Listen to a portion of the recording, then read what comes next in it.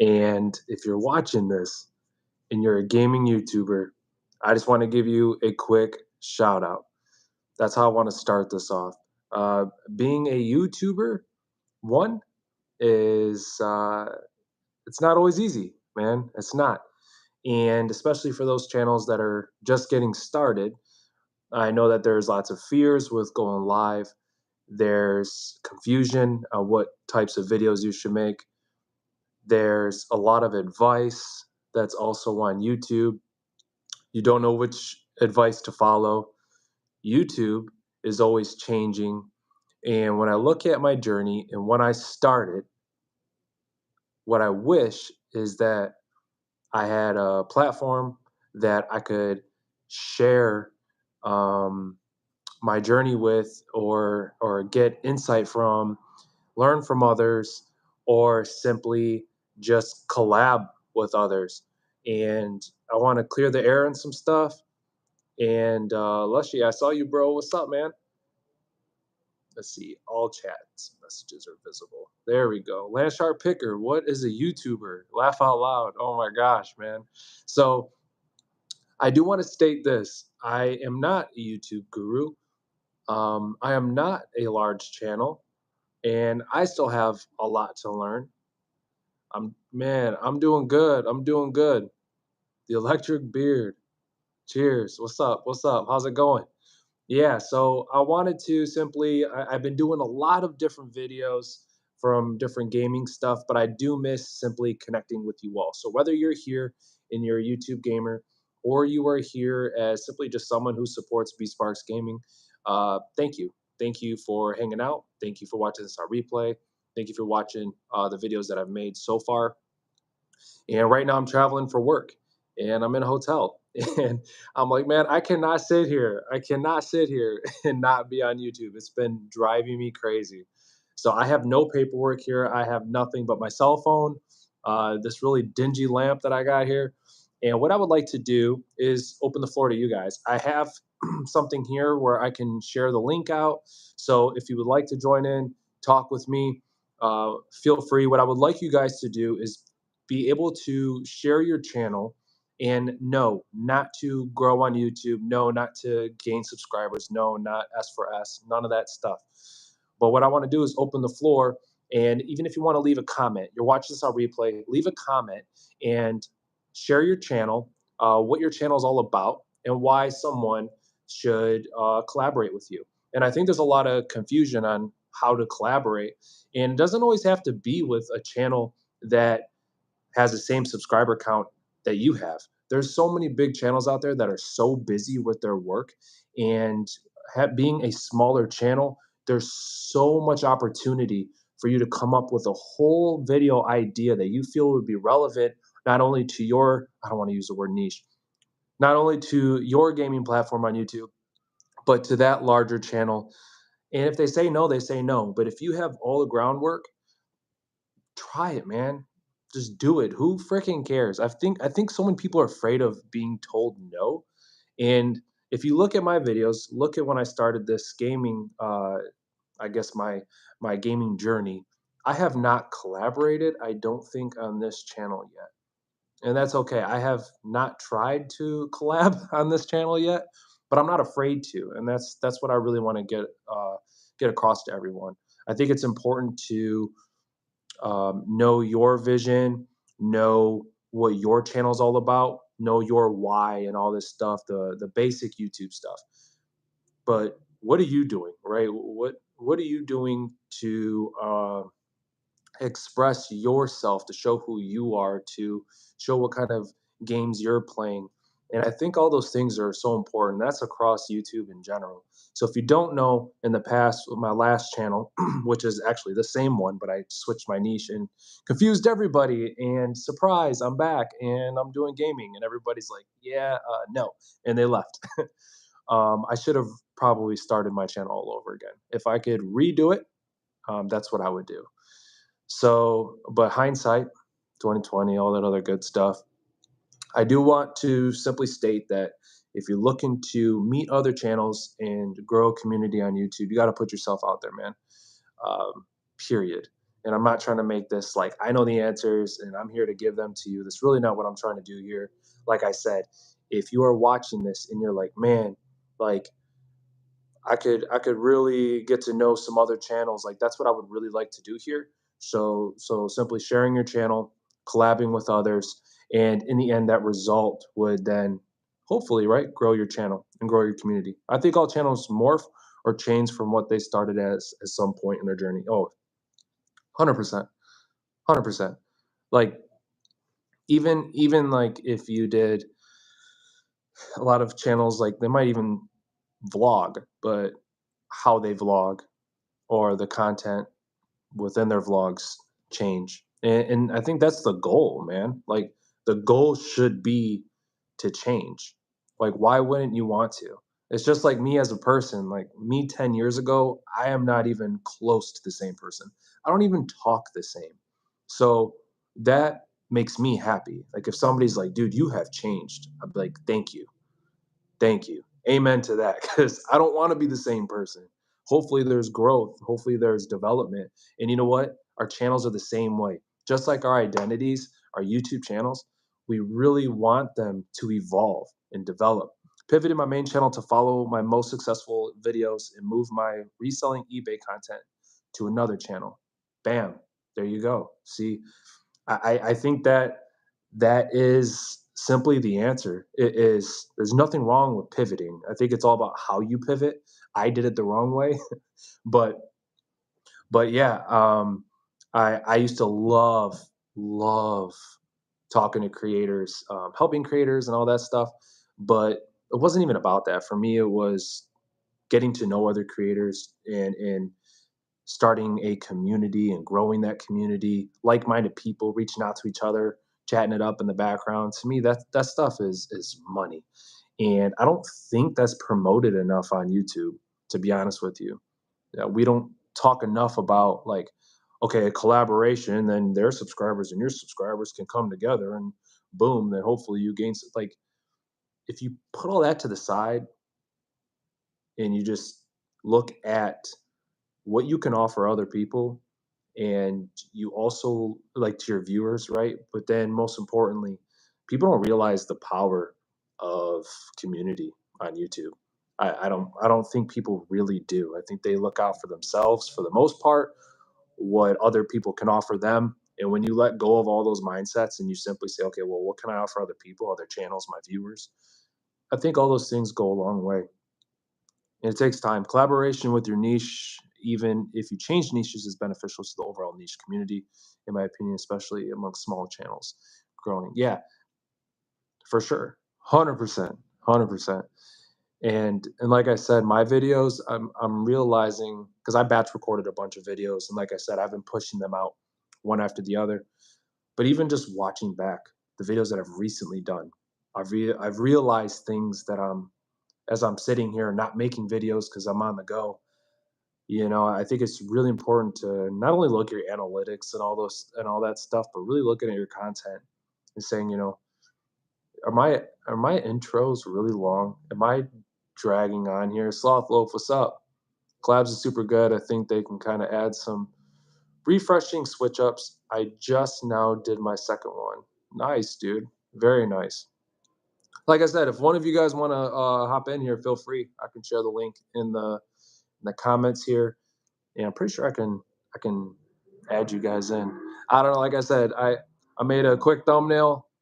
I'm like by a highway right now. Cars are cruising by, but I just wanted to come in here. I'm just like I was just brewing. I'm just sitting here. I'm like, man, like what do I wish I had when I started? Like, or what are we missing here?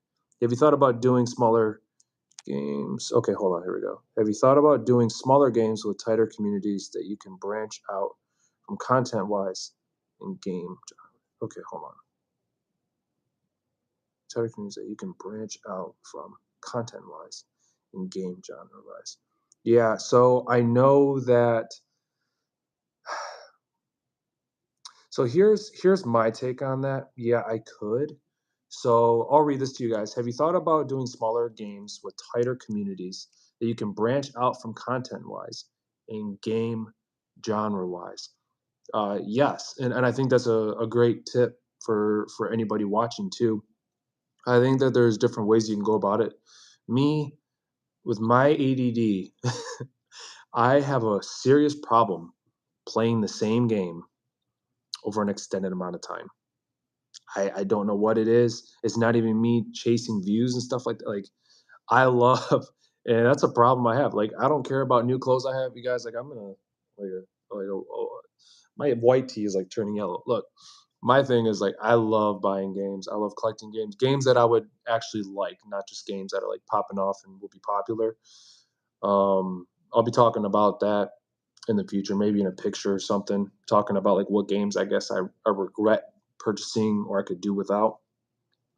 But I think that there is definitely a market for playing older games or playing games for a smaller community, games that are wanted or searched for that that people want to see. So might be smaller games, but there's games that people love and that creators aren't making enough content for. I seriously don't get how I'm still enjoying playing DVD for content. I've played this game for 6 years now. Makes sense to me, man. I mean, but that's the beauty in it, and it shows in your content too, Lushy. So you're making content that you love to make for a game that you love playing. And to me, that shows, and that I think is the most important thing. So I have fallen in love with From Software games, the Souls and stuff, and I'm not a big Souls. Okay, I got to clear this up. Hold on, I got to clear this up.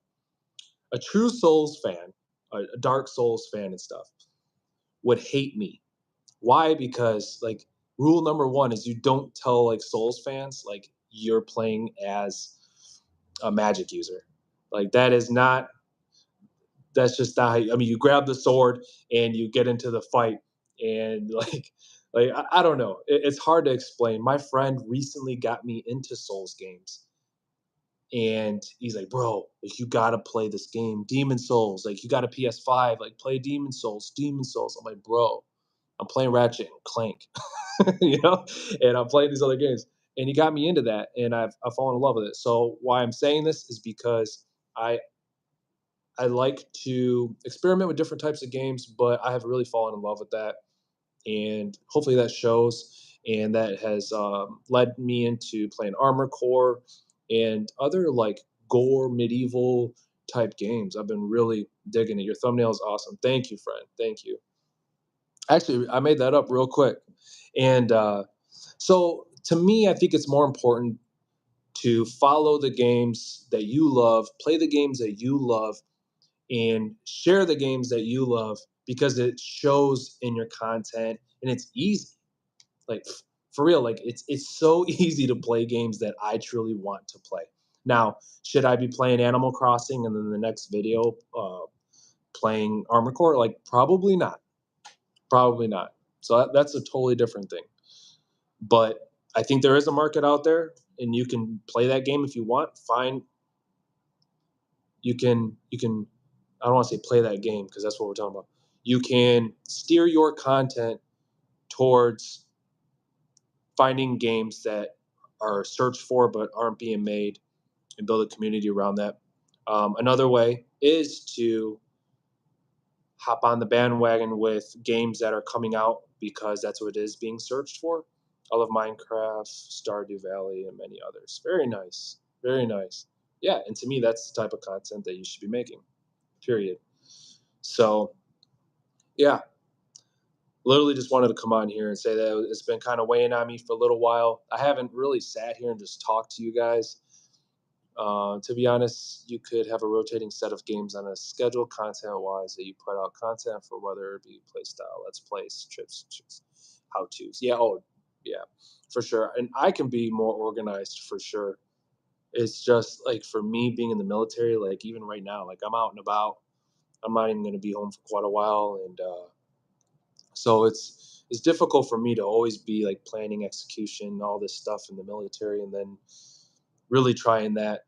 So it's like gaming for me is kind of perfect because I can kind of pick up a game, do a voiceover, and batch record. Like for me, I think time wise, it makes the most sense. It's a lot harder for me, I think, to do the how to's because it's a little bit more time consuming. I was this close, guys, man. I was this close to bringing my PS5 with me on the airplane. Like I was so close. I'm just like, that's okay. I got some content I'll be pushing out, so and hopefully you guys are enjoying it. Like I said, it could definitely be better, but I had a lot of fun making it. No, I'm in the Air Force, Southfield. So, yeah, 7+ more years till retirement, and that's the plan, man. Do YouTube full time. That's my game plan.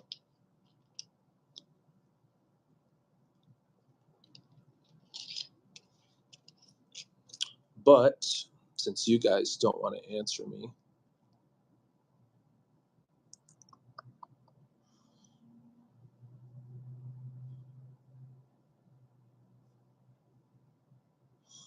oh, how interesting.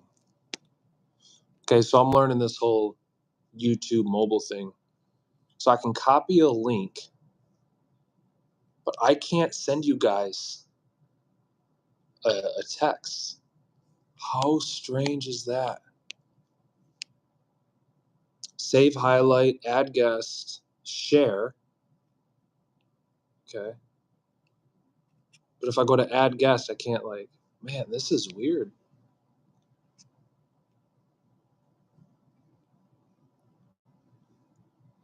Let's figure out something. Once again, don't forget, guys, whether you're watching this now or watching our replay, make sure you share your channel and mention what kind of content you make. And I'm not even saying share your link because people can click on there, and I don't think my channel will allow it because of spam. But state your channel, what you do, and what people can expect from your channel. And that's the goal that I would like to be set for this live stream. Dude, how stupid? How stupid is that? Have you seen UFOs? Man. No, I have not. Great question, though. Totally gaming related. I love it. But I have not seen UFOs. Dude, that's the stupidest thing ever. Like, I can't message you guys. I'm about to just share this crap on. Okay, add guest, copy link. Or should I?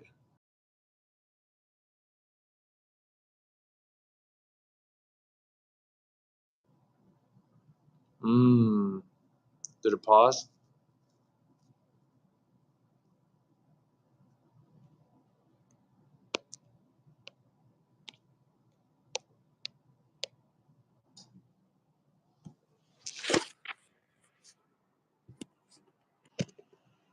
Am I still here?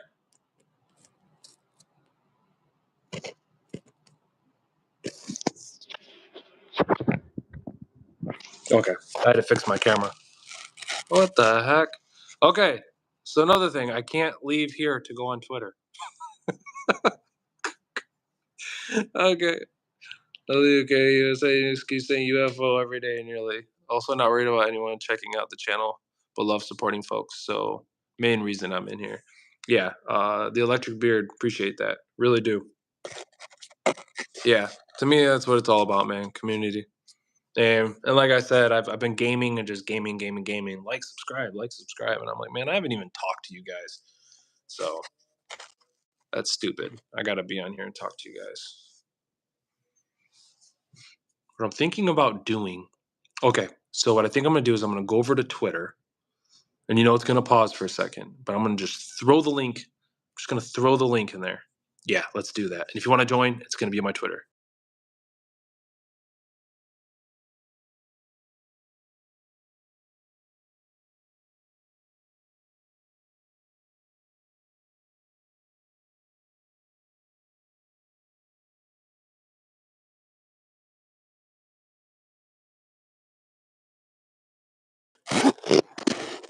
Okay, it's on Twitter. BSparks Gaming. Twitter. That's all I could come up with. See how many randoms just joined.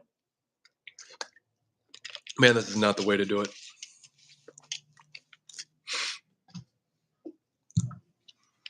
Yeah, man, chill hangouts.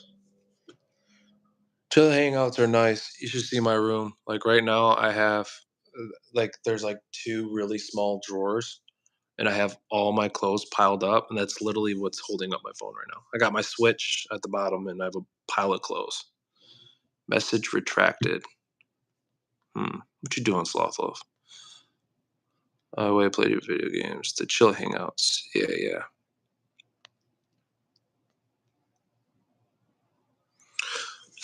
While we're here, what do you guys think would make the videos better here on BSparks Gaming? So I did like what the Electric Beard says,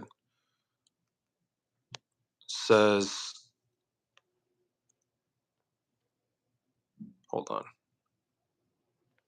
Yeah, you need a few days off and not on watch that you do recording, editing, and storyboarding, or an in-depth planning for individual videos would probably be taxing. Yeah. God, man, live streaming on the phone kind of sucks. What's up, Tony? We're just chilling, man. Chilling. Can't say don't die, right? Because I'm not playing anything right now. Yeah, this one by Electric Beard. I really like this. To be honest, you could have a rotating set of games on a schedule content wise that you put out content for, whether it be playthrough style, let's plays, tips and tricks videos, or how to's. And I think that's a great thing to state for everybody that's watching this right now or on replay. I love that.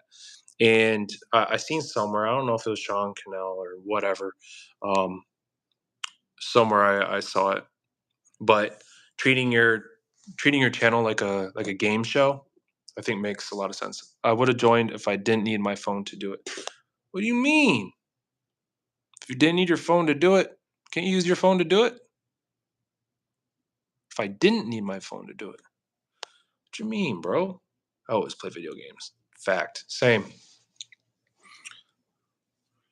But yeah, treating your channel like a game show, I think makes a lot of sense. So if people are tuning in on Tuesdays and they know that you're gonna go on there and you're gonna do a how-to video on Tuesdays and all those things.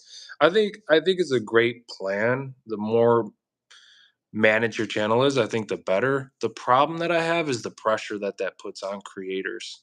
Like if you feel like you always have to post on a certain day because you promised your audience that you'd be on this day on this time.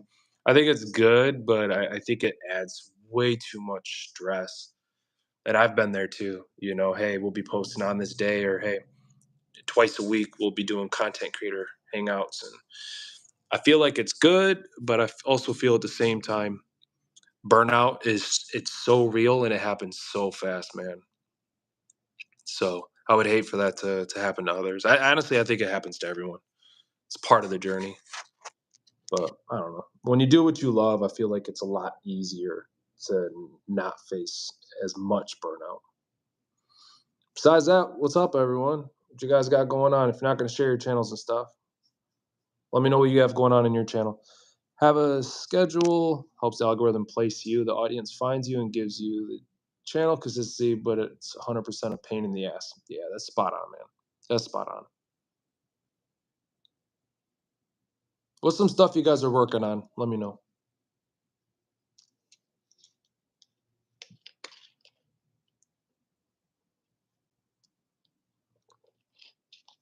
It's so weird not having like my mic set up and my lights and stuff. This brings me back, man. It's funny too. I remember we had like 20, 40 people in our live streams and stuff. Man, that was a lot of fun. That was a lot of fun. I'm about to hit the lower YouTube program requirements. That was fast, dude. Jeez. I get sick a lot, so I can't keep into a video schedule. Oh, that's too bad. Yeah, is what it is, right? Is what it is. Work with what you have.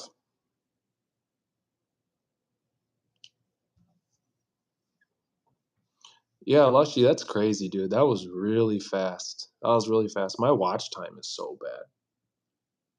It's not like bad, bad, but I think I'm sitting on like 1,200 hours watch time. I think retention is a big thing for me. It's like I'm pushing out the content, but the retention. Yeah, somehow been getting an average 1K views, so I'm managing to keep it up easy. That's really freaking good, dude. On average, 1K as a newer channel. It's freaking great. Congrats, man. Yeah, take notes there, guys. I'm still trying to figure it out. Yeah, you've been doing gaming forever, Lushy. So I think that that obviously speaks to your knowledge in this niche, especially your editing, man. Your editing's really good, even that you do. I'm trying to hit 2K. Very nice. Do it. I was at 62 at the beginning of August, and I just hit 412 today. Dude, that's sick. Yeah, especially if your watch time's up and you're about to hit that 500 subscriber, right? Isn't that what it is? So you'll be able to start getting super chats and stuff. That's cool. Like I said, I've been struggling, man, with watch time, but it's not because of the viewers. It's not because of the viewers. It's hard looking at yourself and being like, I think I gotta make some improvements here. It's part of the game. That's the hardest thing to do is look at yourself and be like, okay, I gotta make some changes. Oh, I'm losing my voice. I've been talking all day.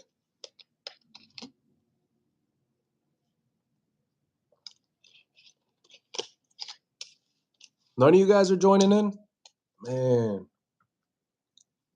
Once again, the link, I would put it in here, but I can't. It's over on my Twitter. It's the only place I decided to put it real quick.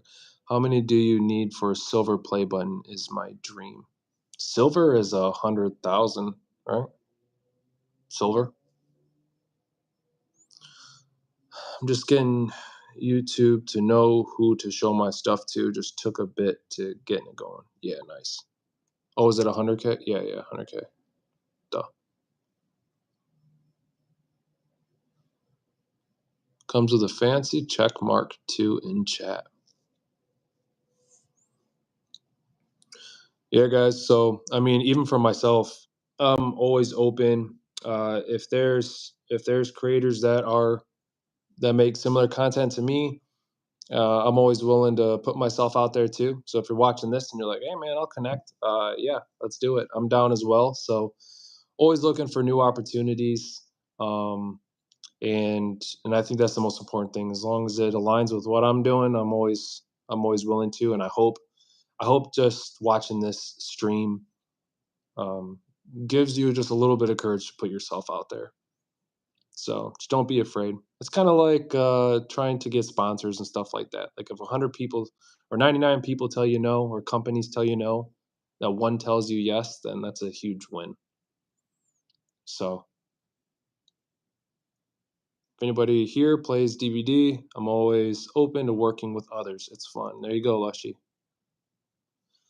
How long have you been on YouTube? So, oof. So open book. Let's do. Yeah, it's more adults here.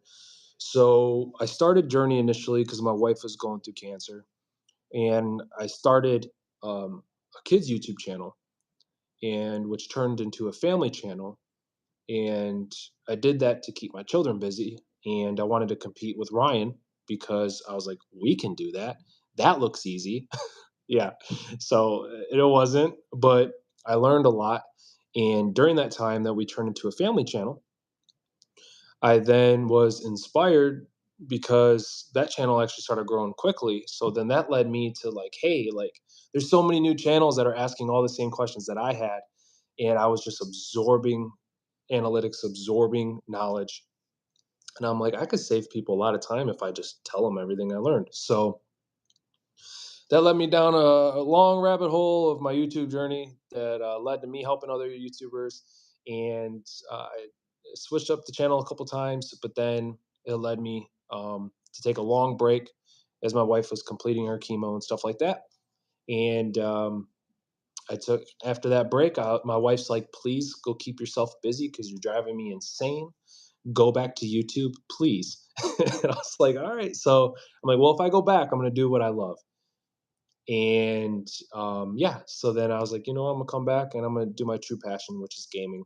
That's what I'm always doing, anyways. And honestly, when I was always going live or making videos or whatever before, I was always ready to get off because I'm like, man, like I want to go play my games. And not having enough time for my gaming because I was doing YouTube was conflicting. So now it's literally the best of both worlds. I literally get to do what I love. I'm not the best at it. I don't care. Don't give a shit. I love gaming, and sometimes I rush through games. Sometimes I love to explore them, and yeah, man, it just takes me out of my element. It puts me in this happy place. So I'm really happy that I could just do that and share it. It's just now it's going to be how can I enjoy my passion and share it and be better at it, and that's what I'm trying to learn to do. Because to me, doing this right now, like I could do this all day and improve on this all the time, but my passion is gaming. So, did I ever answer your question, man? I think I've been doing YouTube for, if I were to say on and off, probably a couple, few years. Somewhere around there. I like helping people out with similar YouTube channels. That's awesome. I've been here 8 years now, but as Lushy about 2 months now, and that says a lot, man. That says a lot. Like starting that channel and growing it the way you have.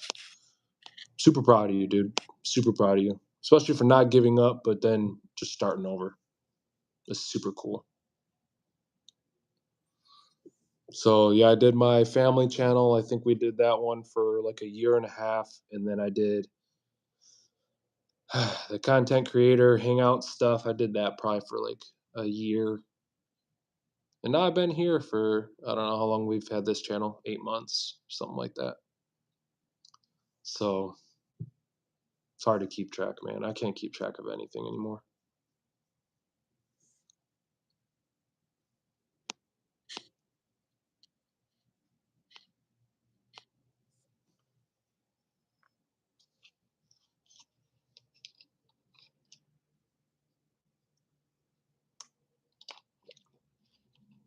Nice. Well, sir, as long as you apply what you learn and keep at it while continuing to learn and incorporating things, you'll continue to grow. The Electric Beard, thanks so much for that. I really appreciate it. I still have so much to learn, and that's what's crazy. Like I said, YouTube's always evolving. New generations are coming up, and how they're consuming content, and trying to make content. Especially I think for my age group and stuff like that. It's just it is seriously a challenge. I'm so new to the gaming niche.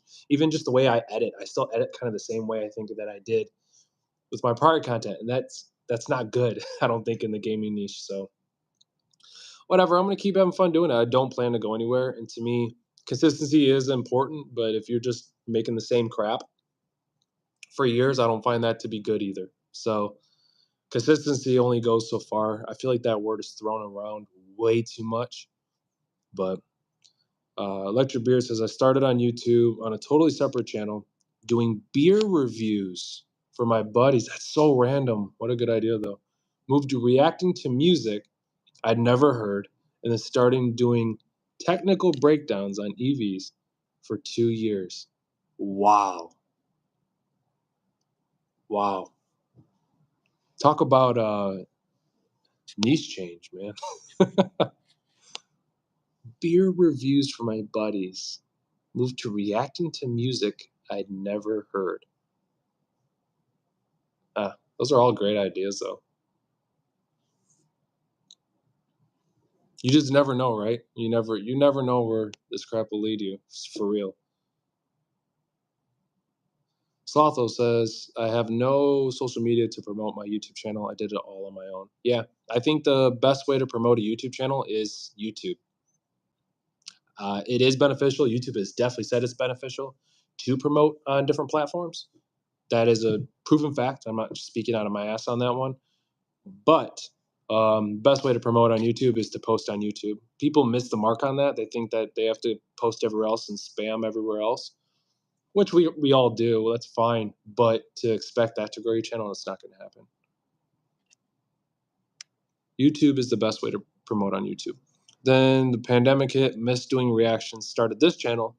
I've been on this channel for 3 years doing UK grime reactions. Got interested in accents in the culture. My air conditioning kicked on in here, just so you guys know. Have you played Texas Chainsaw yet? I have not, man. I have not. Yeah, you love that horror stuff, man. You love that horror stuff. Yeah, like for me, I like shooters. I really do. It's just I like older shooters. I just don't feel like Call of Duty, in my opinion. I feel like it's just going down the drain. It's the heart and soul of games. It's missing the mark in so many different ways. Like I feel a lot of these developers are making games that they feel like.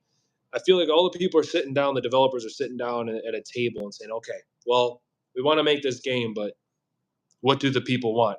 Rather than saying, "Okay, let's make a game that we're truly passionate about, that we pour our heart and soul into, and we know that people are going to enjoy this game." Like I don't know, and I feel like those days are so long gone.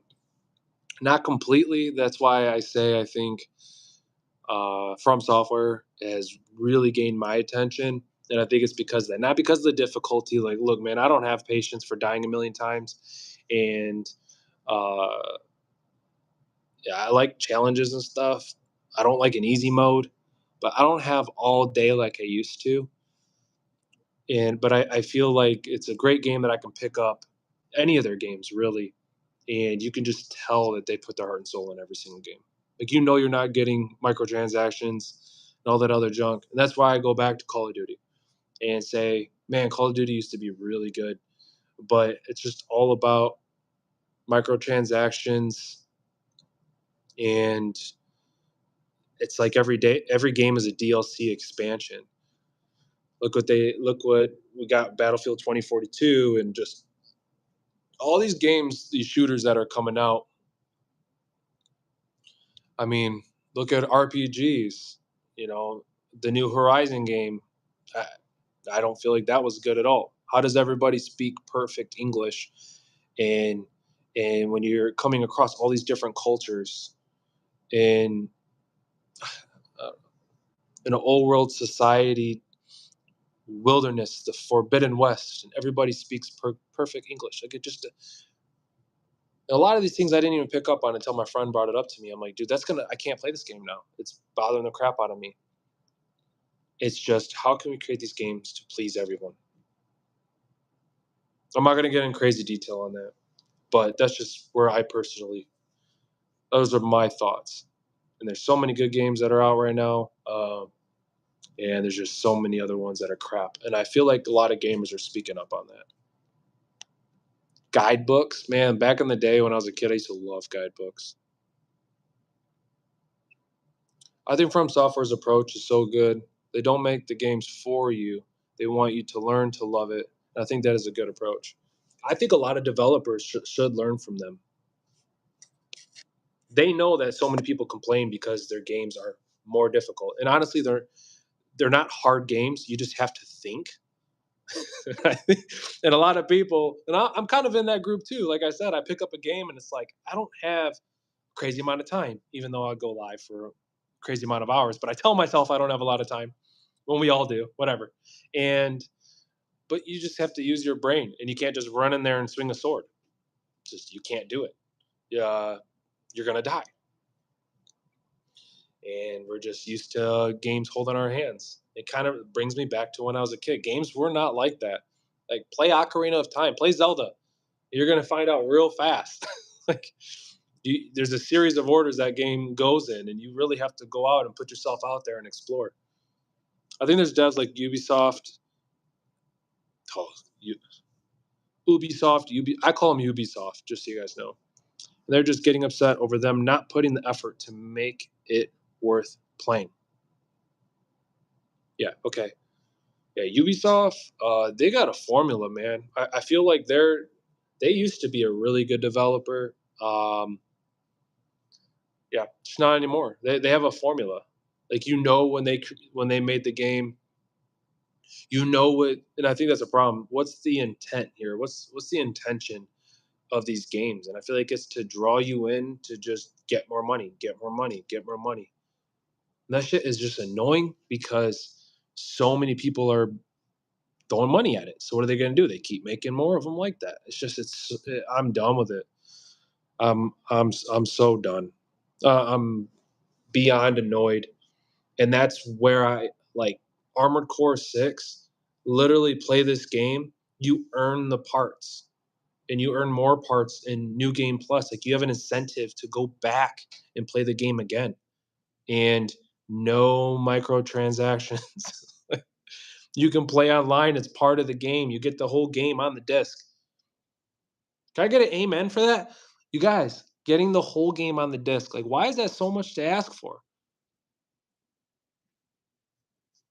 Why do I have to use up like a quarter of my PlayStation drive, my storage for one Call of Duty game? That's ridiculous. It's because they don't care. They don't care. I don't know, man. This is part of gaming that I get annoyed with, and it's just sad. Ubisoft games are 90% reskins of earlier games with a few different moves added to the move set depending on the game. Yeah, that's what I'm saying. Like it's not even a new game. Like the Souls games and Armor Core is willing to let people say this isn't for me, and then learn that takes time to learn it, love it. Yeah, I think that they should remaster GTA 4 because I never played it. Red Dead Redemption is remastered on the Switch. Yeah, the Red Dead Redemption on the Switch, that's a whole nother story.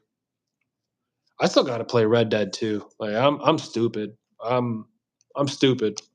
Like I already know it's an amazing game. I know it's an amazing game. I think the biggest issue in gaming, in my opinion, is when Steam allows devs to do early access. Now AAA studios do it and then spend 6 months patching them to a full build state. Mm, mm. Man, the truth in that. And what sucks is like channels for me, being like a smaller channel, it sucks because then other people are getting the game early. And for me, I'm like, well, shit, I want the game early because, it's not, you don't always have to be the first one, blah, blah, blah. Like, I get that. But that really sucks. And on top of that, the people who are in gaming and have larger channels, they're getting it 2 weeks a month prior. So it's like now you're at a really big disadvantage. Anyways, yeah, and Cyberpunk, good example. I mean, there's so many games that they release like crap, and I feel like that's more the expectation nowadays. I'm never gonna buy Starfield. I'm never gonna play Starfield. I'm a PlayStation gamer through and through. I'm not a PlayStation fanboy. I used to have Xbox. I don't have nothing against Xbox. I just prefer PlayStation, right? But Starfield still, it's a full game. You get the full game. I think that's pretty cool. Um, from what I've seen, no microtransactions. I think that's really good. And but there's a lot of things I don't like about it. But still, I mean, with the glitches and everything else, those are to be expected. But I still think that it's better than the other games I've seen. Another thing about the Switch is that when I saw The Witcher release, The Witcher 3 release on the Switch, that really tells me when you look at the Zelda games that release, Breath of the Wild and Tears of the Kingdom, and you look at The Witcher, how that looks and how it was ported over. Like, there's no excuse for half the games that are on the Switch that just look like crap. Like Niantic or whatever company decided to make like the recent Pokemon games. Like, there's no excuse, and that goes for other consoles too. Like, there's just no excuse to give us a half-ass game that's gonna be improved over time. No Man's Sky, okay, that's a little bit different. People expected something, didn't get it. But the respect I have for that company and how they've been nonstop working on it, like they felt like they did their people a disservice. Talk about respect. Like they could have just called it a day and be like, you know what, flop. No, they didn't. And I'll be excited for their next game that comes out. Oh, we really went in on this one, huh? I like Bethesda games, but 12 hours to enjoy a game is crazy. Wait, are you saying 12 hours is a long time?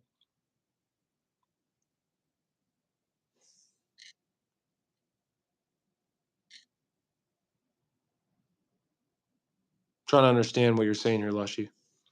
Bethesda games, but 12 hours to enjoy a game is crazy.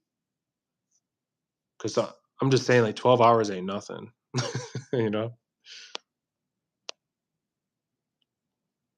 That's when you play the game, save footage, and storyboard a storyline with subplots and go off script a bit and how the game is done, depending on the game, of course, but stuff like that and how to.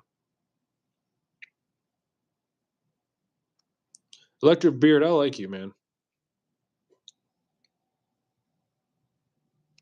Need you to be like my channel manager. We'll talk about that. Just playing. No, I appreciate the insight, really do. Dark Souls is on Switch, and that's scary. Yeah. Is Red Dead Redemption good on Switch? I really like that. Speaking of Lies of P is coming out later. I'm super excited. Okay, Lies of P really, really made me mad. That last boss that does the crazy head shit and all that, like I don't even think I ended up beating him. I just put out a review and like, yeah, and you fight him. I don't even think I beat him. It was driving me crazy. Lies of P was pretty fun. I think that's very niched as well. No, I'm saying if you need to play 12 hours to like a game, that's too long to have to play to like a game. Aha. Yeah, yeah, yeah.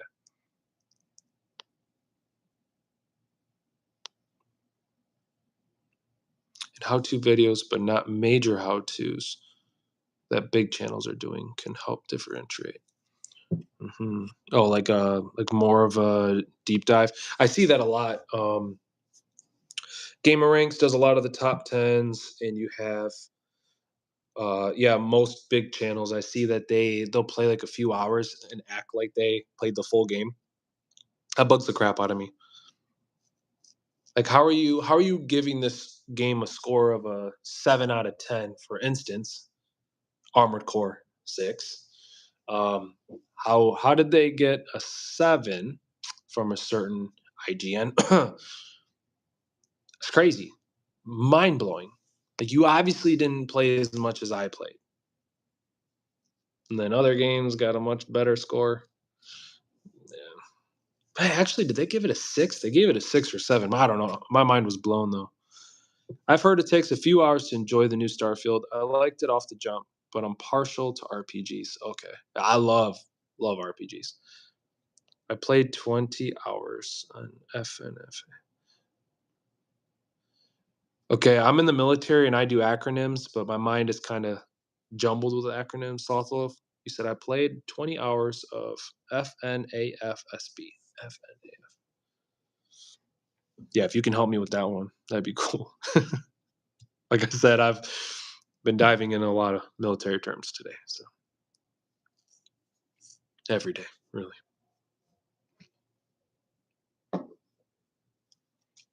Oh, Five Nights at Freddy's. Never played that. What are your guys' YouTube goals? Let me know. Once again, if you're watching this on replay, let me know in the comments below. Also, do me a favor, smash that like button. If you guys are here just having a good time chilling, we'll greatly appreciate that. Best way to support the channel. Lushy, they're coping when the only bad thing they could say about AC6 was the graphics wasn't as good as some games. Yeah, that was just ridiculous. But I don't know. Like I said, IGN, a lot of other major reviewing channels. That's how it goes. That's what they do. They're just pushing out content. Nothing against them. They make a lot of good content, but I mean, I feel like that's kind of what Electric Beard is saying. It's up to us smaller channels to do what they can't do, and that's to deep dive into these games and give people more of an elaborate review. Well, instead of how to find a big sword or defeat a boss, do something like how to do better in game photos for thumbnails, or find an armor set that isn't S tier but might be easier early. I like that, man. Shards, where the hell have you been? What's up, dude? Lushi, my personal goal though is just make enough to live off of. Otherwise, I just want to enjoy the community. Okay. If I was to speak long term, for me personally, my YouTube goal would be to make enough money that I would otherwise like make like in a 9 to 5 job. Like if I can retire from the military and have those benefits and stuff, like that's cool. But if I could make additional funds so I don't have to pick up a second career, that's my goal, and that's why I want to start it now. Like do what I love now, continue doing it until I retire, and therefore let it be my retirement plan, so I can ride out in the sunset with you guys, live stream it, and game and all that other stuff. I stopped YouTube for 3 months. Just now came back for a couple weeks ago. Hey, welcome back, man. Let's see. Graphics overrated though, depending on the type of game. It's kind of a shallow critique. Lots of folks like Dwarven Forge, I think that's the name, and it's got crap graphics. Yeah, there's way too much emphasis on graphics nowadays. There's way more capabilities, which is fine, but to define a game by graphics is crap. That's crap. Way too many people look at frame rate. Way too many people are looking at graphics, and we're forgetting the game. I'd rather have less graphics. It's kind of like Elden Ring. That's kind of like the biggest argument. Oh man, the graphics are shit. Like, okay, they're not as greatly painted as Demon Souls or other games that are more polished, but look at the game you're getting. I would much rather have a lower frame rate, not as amazing graphics, but an amazing game, than an empty vessel that's polished. But I don't know. I don't know if that's the majority of people. I don't. Like, would you buy the next Assassin's Creed Valhalla? They come out with a number two. It came out with a DLC, but with like an expansion. But no, I don't want another world filled with emptiness. I don't want it. I played the whole Forspoken game. It's kind of like the same thing. I kind of just wanted to fight against the crowd and say, "Hey, this is a pretty good game." But it's like you play that and you play Final Fantasy 16, you're like, dude, seriously, like Forspoken was just crap. Like there's so much better they could have done. And I think once again, instead, they wanted to speak to everybody and please everybody and come up with dialogue that they felt everybody would love. And instead, you get corny, crappy. Um, how come? I don't know another way to put it, really.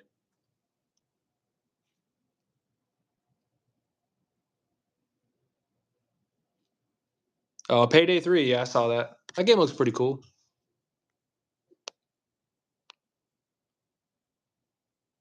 But I know Spider-Man 2 is coming out. For me personally, I'm looking forward to Lords of the Fallen. So, yeah, that's me. Oh, what's another one? Assassin's Creed Mirage. I think that's going to be a big W. That's what I think. I think if Assassin's Creed Mirage is going to be a win. I think that hopefully they've made enough mistakes to realize. I just don't like the answer that they said, "Hey, Assassin's Creed Mirage is going to be it's going to be a much shorter game." Like, okay, like it's kind of like a YouTube video, right? A YouTube video only needs to be as long as it needs to be. A video game is like the same thing. We're not asking you to make a super short Assassin's Creed game. That's not what we're saying. We're not saying that Assassin's Creed Valhalla was too long of a game. That's not what me personally. Okay, let's just say that. I'm gonna stop saying people and everybody else. Me personally, a game can be 70 hours. If it's 70 hours of badassery, then Give me 70 hours of badassery. Give me a world filled with lush greenery and enemies to attack and a great storyline. Like I'll play that for 70 hours. I'll play it for 140 hours. Like that's me, right? I'll do that. Um, but I don't need a game that's 12 hours long. Like, make it as long as the game needs to be. I don't know. But either way, I think that with that being said, I think that Assassin's Creed Mirage, I think they're going to learn a lot from the prior games. Hopefully, go back to their roots, is what it seems. And honestly, I'm rooting for Assassin's Creed fans. Short-term goals: add in non-reaction content to break up in the monotony for me and the viewers. Have 110K subs by end of year. Mid-range, be at 200K end of next year. Long-term, have over 1 million subs. Dude, good for you. That's freaking awesome. Yeah, I would really like to be, if I could just be at like, I have to be realistic. I think maybe I can reach 2,000 by the end of the year. Maybe. But honestly, I would honestly like to be monetized by the end of the year. I've been doing this for way too long. I really got to come into grasp with like what people want and make the best content possible. So that's what I'm saying. Like the more, if you guys share this stuff out, um, I really appreciate that too. Just tell people if you're into this type of gaming, like come check out the channel. I appreciate that. But hopefully a collab comes out of this. That's my hope. Somebody looks at the comment section or watches this on replay and they're like, oh man, I'd like to reach out to Lushi or Electric Beard or whoever, or Shards or whoever, man. Sloth Loaf, I see you. But to me, that's what it's all about.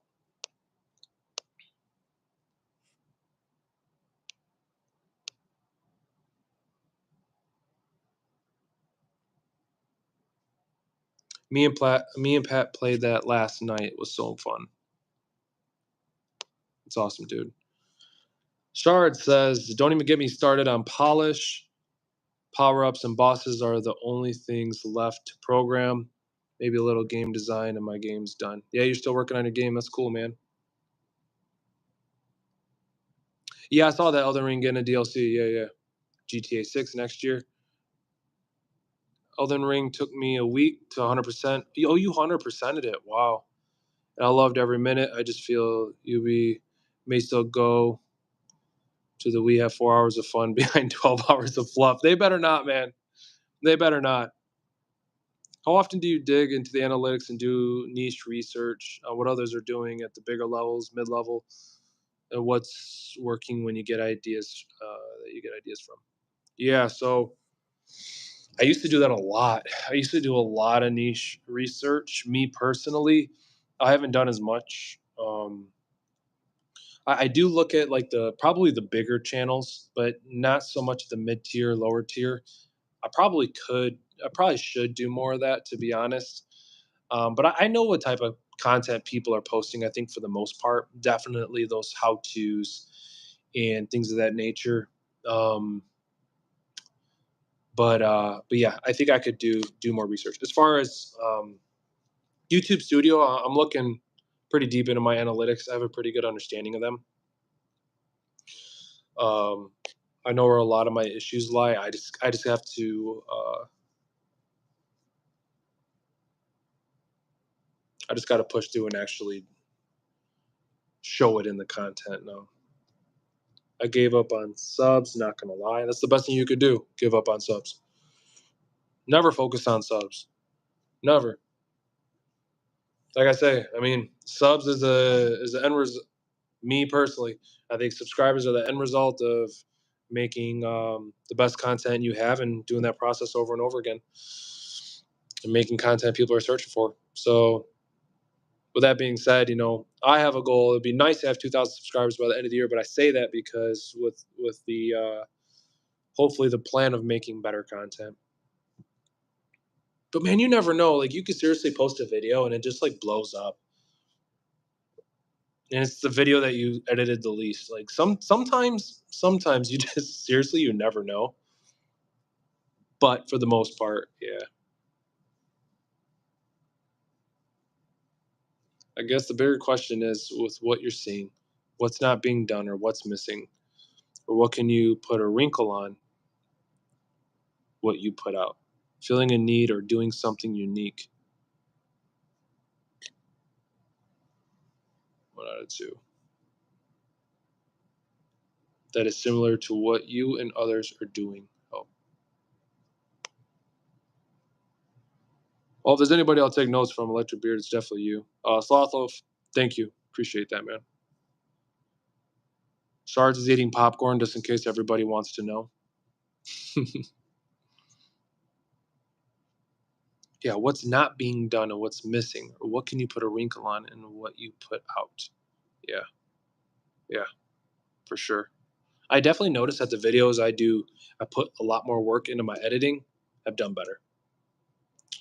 A good example, I have to say, for my channel is the recent video I did for. Sorry, I'm looking down. That's what I'm doing when I'm thinking really, really hard.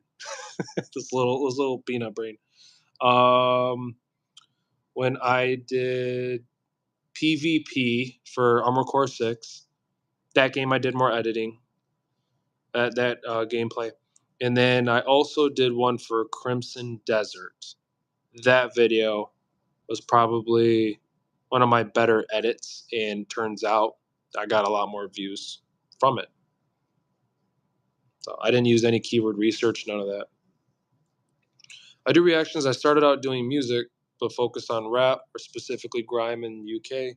Then when I pivoted, I looked at UK culture, accents, and comedy. I labeled one of my videos American Reacts.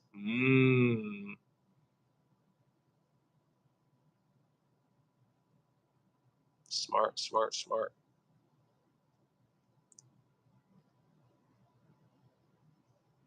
How do you feel about American hip hop these days, Electric Beard?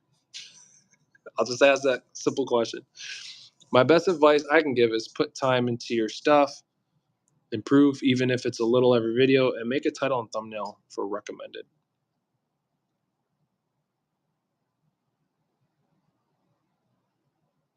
How do you feel that we switched niche? How do you feel that we switched niche? What do you mean, Shards? That was going off a comment suggestion while doing so. I went from 3K to 10K in a month.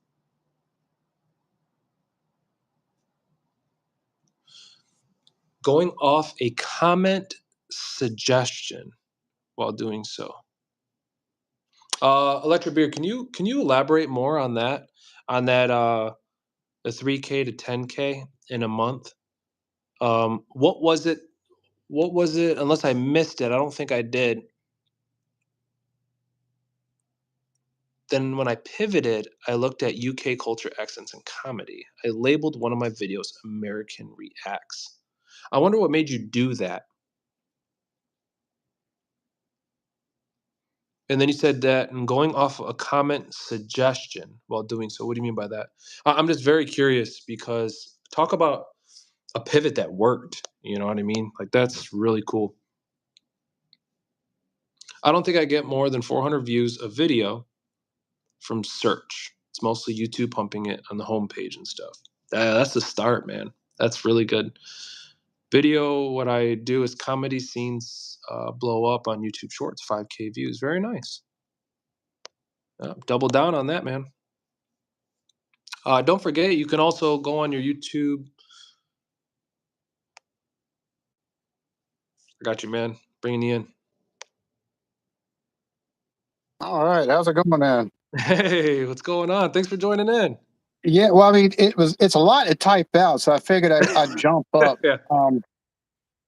It was crazy because I've been doing this. Like I said, I'd been doing. Let's say I had the first channel, and I did that for like 2 years, and then COVID hit. So of course we're all sitting at home, and I was like, well, I'm not doing reactions no more. I miss doing those. I went back to doing that. I did that for like a year. And I noticed that things were getting kind of stagnant views wise. Like I was hitting 1,100, 1,200, 1,300. You know, some of them get 5,000, 6,000 depending on the artist, and it was mostly UK based stuff. But I was like, what is something that it's like? There's got to be a way to either jumpstart or at least try to take and get a little bit more eyes, a little bit of a wrinkle, you know. So Yeah. I'd done Ralphie May. I took a reaction to something from Ralph May, and I'd done accents video, UK accents or English accents is what it was. And somebody in a comment suggested, "Hey, look at Al Murray.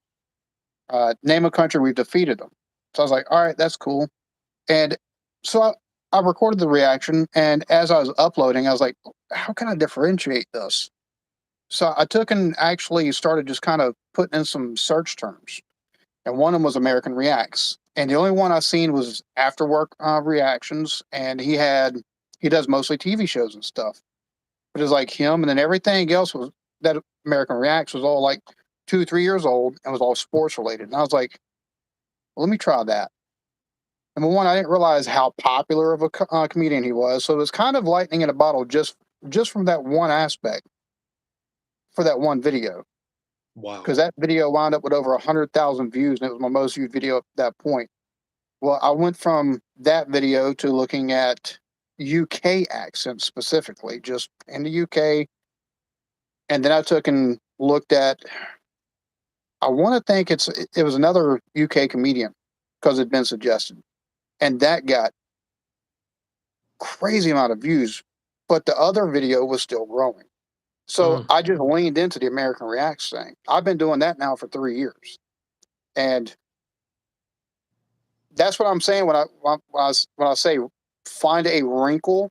Like it can be something as simple as a title, or like I said, it find something that's others maybe aren't doing, or maybe doing find a way you can do it a little bit different.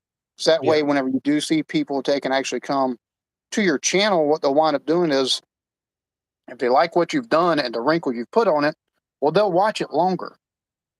Well, that helps you in the algorithm itself, which means your video get pushed more. Well, your video gets pushed more, and you might not see with the first video or two like any kind of massive gains, but the consistency in presentation also helps, as much as they'll tell you that consistency in uploads, which that does help, but consistency in your presentation really helps as well. So if you do something and you enjoy doing it and you think, well, nobody else is doing this, is a little wrinkle I've thrown into it. Doesn't matter if it's concept wise, doesn't matter if it's something you've done in the video, something like that.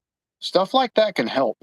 And the more that, like I said, if the viewer really likes it, you're going to take and get a longer watch.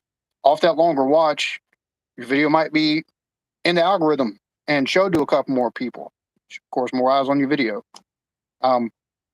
It's been but that's, I'm gonna tell you right now, going from 3,000 to 10,000 in a month span, that's not something as much as everybody goes, oh, I'd like to have this many subs, or I'd like to be at 10,000, 20,000.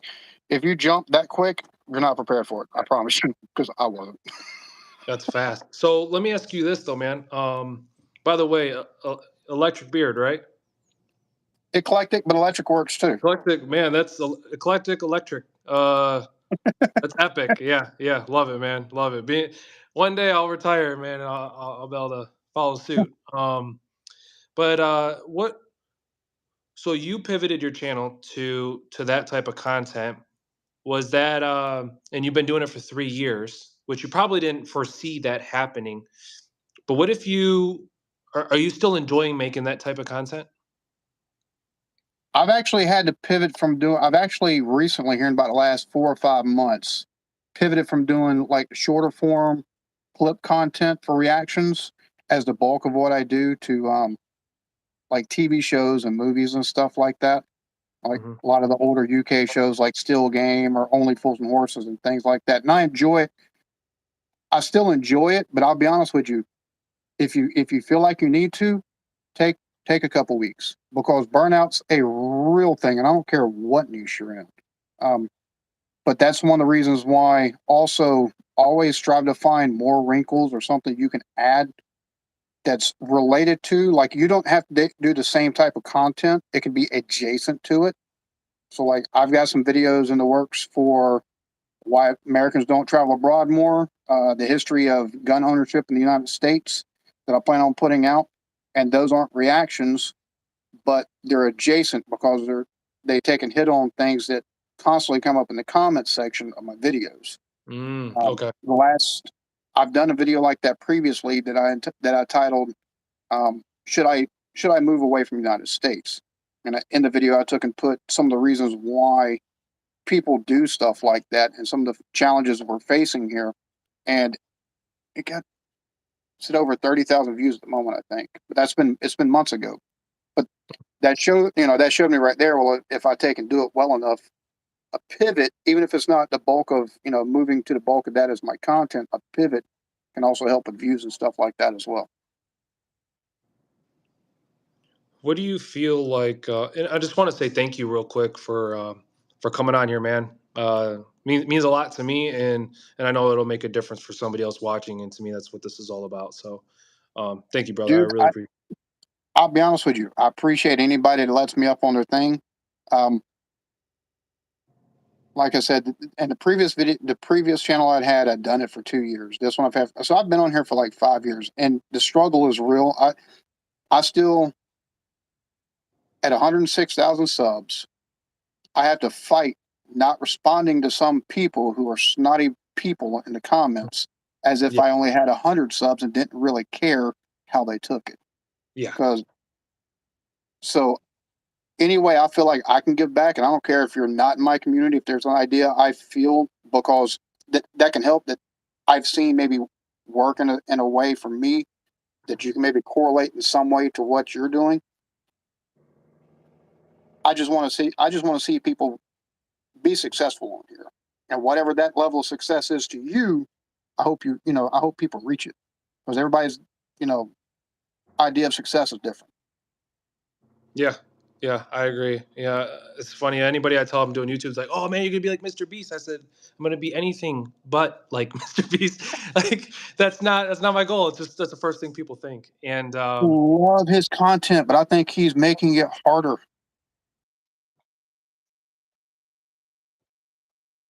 Because I don't know if you've noticed, but like on your phone, or even if you're on your PC or laptop, you're scrolling through videos. If you take and hover over a video, the video starts playing. Well, part of the way now to take and actually get viewers in, if you take and actually somehow in your intro, or at the beginning, have it to where it's interesting enough to catch somebody's attention, they click on, you've won half the battle right there. I think it's about more than just thumbnails at this point on YouTube. And a lot of that is owed to Mr. Beast. He's making life harder on us, as much as I love his videos. yeah, yeah, he's a mastermind for sure. Oh, Yeah, yeah.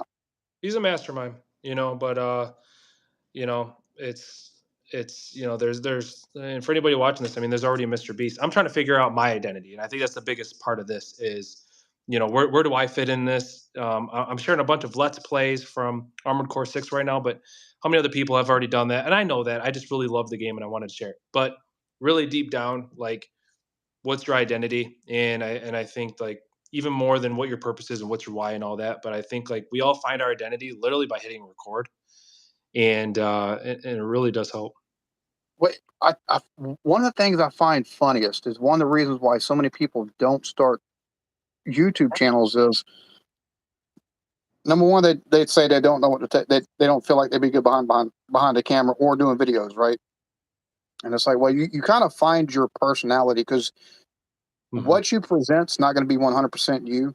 Like, Yeah, it's going to be, as long as you make it the essence of what you are, but you turn up some of the better parts of your personality that really play a little bit on camera, whether it be you have a good sense of humor, you got the gift of gab and you can do that really well, or you know, or you just kind of can have a little bit of charisma and can turn that up a little bit.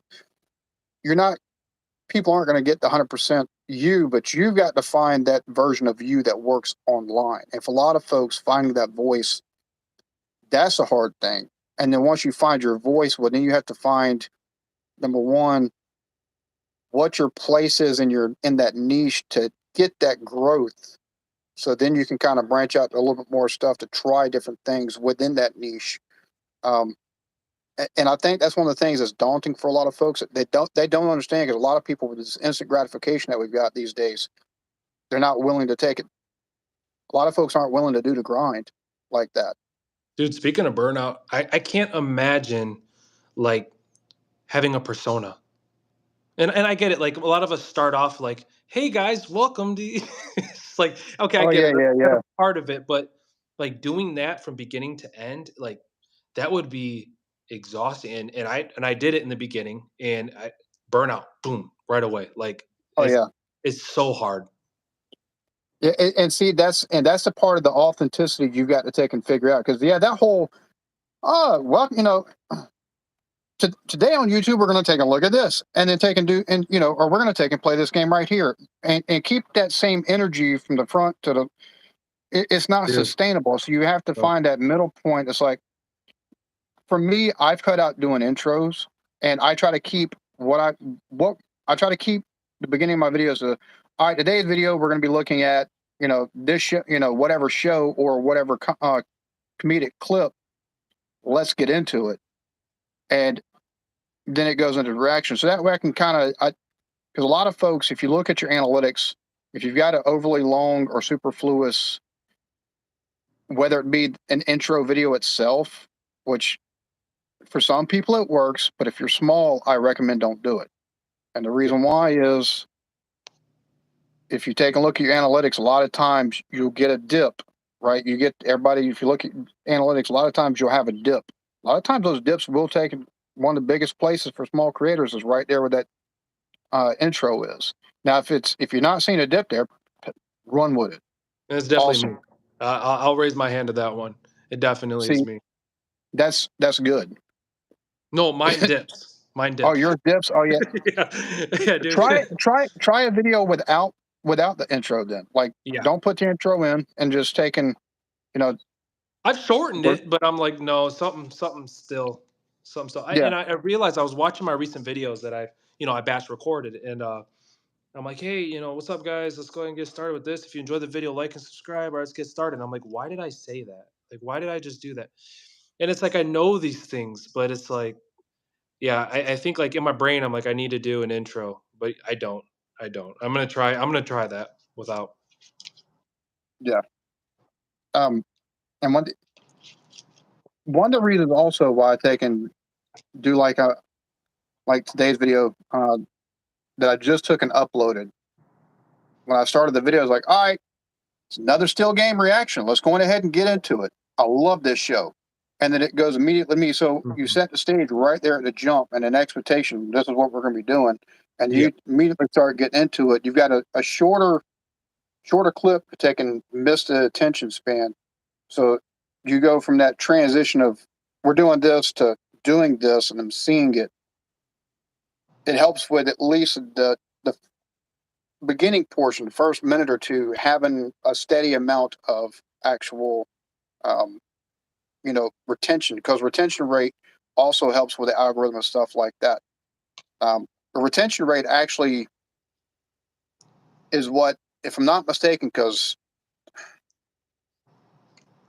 doing research and talking with other folks, the retention rates, if you've got a 30, 40, 50, 60% retention rate, the higher the retention rate, the longer your video gets pushed in front of people.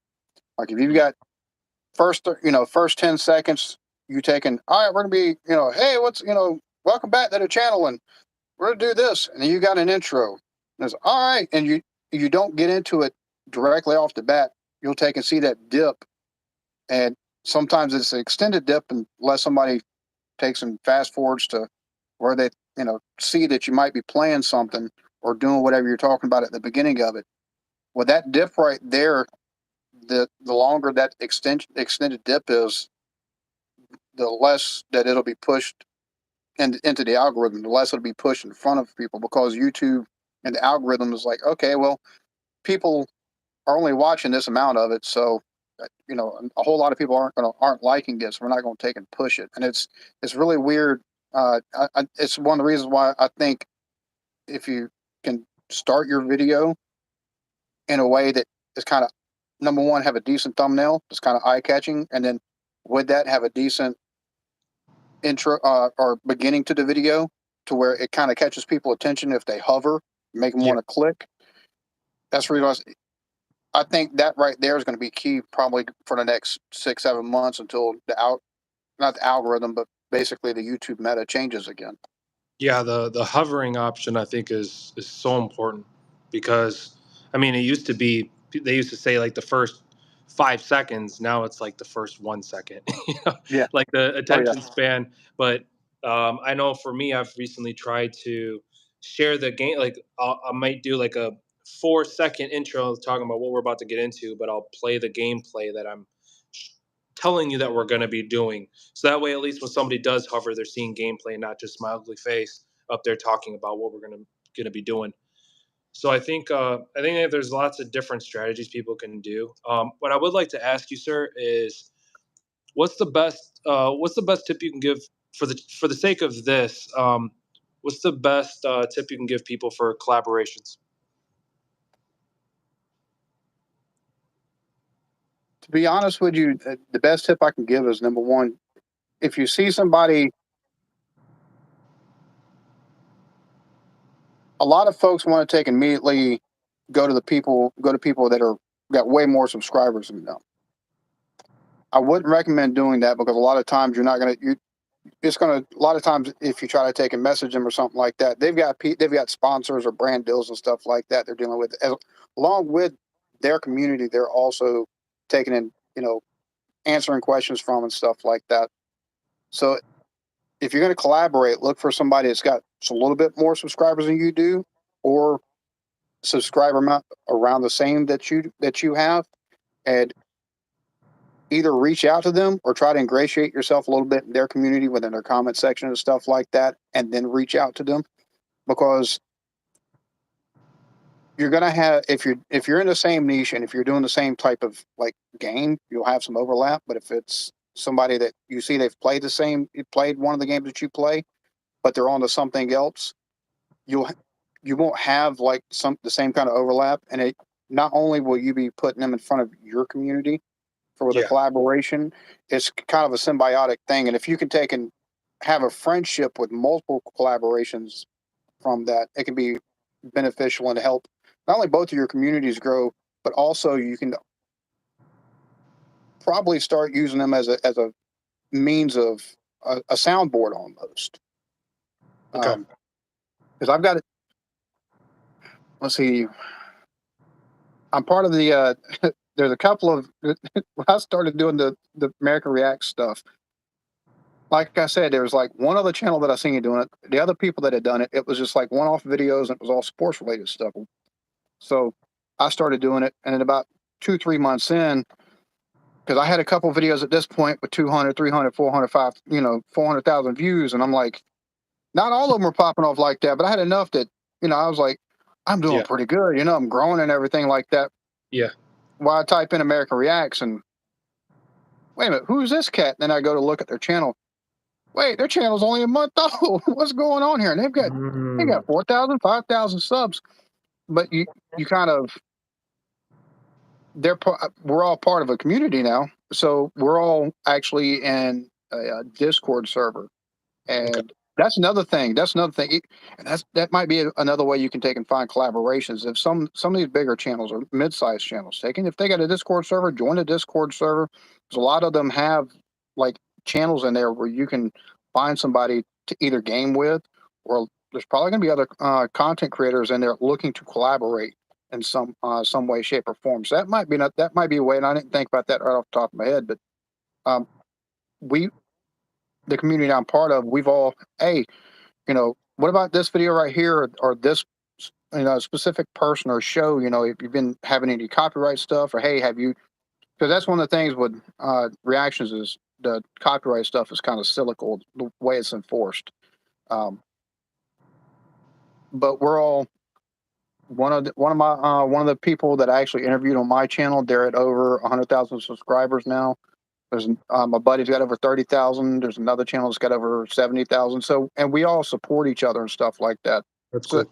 but we all started like I think I had like 10, 12, 13,000 subs when I first started actually doing the interviews on my channel for some of them, and they only had maybe a couple thousand subs, or 2 or 3,000 subs under me and stuff like that, and doing So finding that community and being able to take, and if you can find somebody to collaborate with, and then use them as a soundboard, makes whether you make good friends with them or just collaboration wise, you'll wind up taking and growing that circle of people. The longer you take and go, and then that's more people. Hey, have you seen this? Hey, how about this? Hey, how about this? You know, and you'll see what's working for them. They'll know what's working for you, and ideas will be born of that. That one or two of y'all will probably try that might take and work, or each of y'all try different ideas. It's funny Yeah. how some of that stuff kind of works out. This was exactly what I was hoping for in this stream, man, and you just kind of threw it I'm all out laughing, there. dude. I can't even remember where I took and I can't remember where I took and run across your channel from it, but I've been seeing your games pop up and stuff like that. So I try to take and watch a little bit when I have a chance, but I've seen you live, and I like trying to take and support folks, man. 'Cause Yeah. that's what it's all about, especially Yep. if you're smaller, support people that are smaller than you and around the same size, and you're going to support bigger people because those are the people you're looking up to and trying to get to the level of. But if you get bigger, don't forget people down at the bottom, and try, always try to, if you think you might be able to take an help some way, pay it back, because you're not going to take and get to wherever you're going by yourself. I don't think. 'Cause even Mr. Beast had a group of what, 6, 7 people that were all just crazy obsessed with YouTube. They bounced ideas off each Yeah. other with, you Yep. It know. was a team effort. So Yeah. yeah, so I think he's what, Colin Samir interview, which that's the other thing. I don't know how many people that are watching. I know you said you want to take and make it a living. As much as possible, like even if it's just SEO type stuff or maybe thumbnail type stuff, whatever. Like Nick Nimmin has some really good advice, Hmm. and there's some other channels. That Film Booth is another one that's got some really, or Creators Booth. They're another one that's got some pretty good stuff. You talking about what's his name? Ed. Yeah. I did a collaboration with him when Oh, I really? uh, when I was doing my helping out YouTubers, because that's what I Yeah. did before, before this. And me and Ed, we met, and before he started, well, he had Film Booth, but yeah, there's so many channels: D Neiman, Nick Neiman, Brian G Johnson. I mean, there's so many. And I think that it's really important. But I think for the sake of YouTube is evolving so fast, and so many Yeah. channels have. I think it's great. These channels are awesome, and nothing against them, but they're great for the fundamentals of YouTube. Like if you're just getting started and you're just like, what am I getting into? Like learning search engineering optimization, learning analytics, learning just charts, learning just there's so much more than making a video, pressing record. um and I think, like, for the sake of it, one thing I will state is, like, I will never forget where I come from, period. I like when I retire from the military, I want to do YouTube because I love it, not because I have the pressure of doing it. I would like to have an Yeah. income from it, so that way my wife won't be on my back, like, do big boy things and go get yourself a job. I don't care what you do, but that would be my goal, so that way I can simply do what I love to do and not have to worry about income. But at the same time, like, I'll be retired and I'm going to do it because I love it, and nothing will be holding me back. And so I think it starts with that. Honestly, I think if you just come into YouTube and you just love what you're doing, and luckily for someone like you were still within your niche and you found something that popped and you took advantage. And I think that's a huge success story, man. Eh, I see somebody's in there talking about they nearly quit YouTube because it's just them by themselves and they don't talk to other YouTubers like they used to. Eh, I'll be honest with you. I don't see how channels. I don't see how you can take and get to at least a level of monetization without at least having some other people in your niche or even outside of your niche that you become friends with, and do a bit of community share with, because you can talk to, this is one only thing I've ever done where I can talk to family about what I do, and they're completely clueless and do not understand the struggle, because all they understand is I put out videos on YouTube and I get paid for it. That's And I'm like, hilarious. bro, it's not that simple, because I've got some months where it's I can barely help out around the house as far as bills are concerned, and I've got some months where I make more than the wife does. So Yep. if you don't have people that understand that struggle, you're definitely going to get burnt out way quicker, I think. So even if even if you've got to take in, even if it's just a Discord server of a YouTuber, there's going to be other people in there that are trying to take and do YouTube. They might not take and do consistent videos and stuff like that, but join something like that. So that way you'll find other people that can kind of either commiserate, or either you can bounce ideas off of, or you can compare, you can do shop talk and stuff like that. So that way it doesn't become as much of a grind, because this is definitely a grind. I worked over 20 years before I did this, started doing this full time. And I only started doing this full time because of an ear infection that vestibular neuritis put me down for 6 months. Wife went to work. She's like, well, if you take and go back to work, she's like, my paycheck's going to cover childcare, and that's it. She's like, I love my job. I haven't worked in a while. You can stay home. So that's what I did. Stayed home and focused on YouTube. Crazy. And see, I'm getting to the point where I forget the point I was trying to make. It's a good point, though. I mean, even that in itself, you never know where your journey is going to lead you. I think No, that's be willing to pivot. That's another big thing. Be yeah. willing to pivot. Like if you decide, if you think things are kind of bogged down, don't be afraid to try something different. Whether you stay within the same niche, whether it be trying a different game or trying a different presentation style. Yeah. I've got videos where I have people going, "What are you doing? Like you full screen, and then you're down at the bottom over here. And you zoom in, you zoom out." I'm like, "Yeah, watch some other, watch some of these other reaction channels or some of these bigger channels. You take and do the different point of views like that, or you take and do the different. You change the eye level basically, and it keeps people's attention more often. You see the retention rate Hmm. kind of go further." I'm like, I'm just trying to take and play with presentation, because you don't know. It gets monotonous. This stuff gets monotonous, and I Yeah. don't care what niche you're in. It gets monotonous. So having people that you can commiserate with, but also having that willingness to try new stuff, whether it be a different presentation style, even if it's pivoting away for a video to a different kinds of content, or new kind of content within the same niche. Be willing to do so, because you'd be surprised sometimes. Number one, how much you can enjoy it, Hmm. and then also what views might come off of it that will take and give you a different avenue that you can put into your channel. So that way you're not doing one thing consistently all the time. Yeah. So, Pivoting because can be. I think I know for me, one of the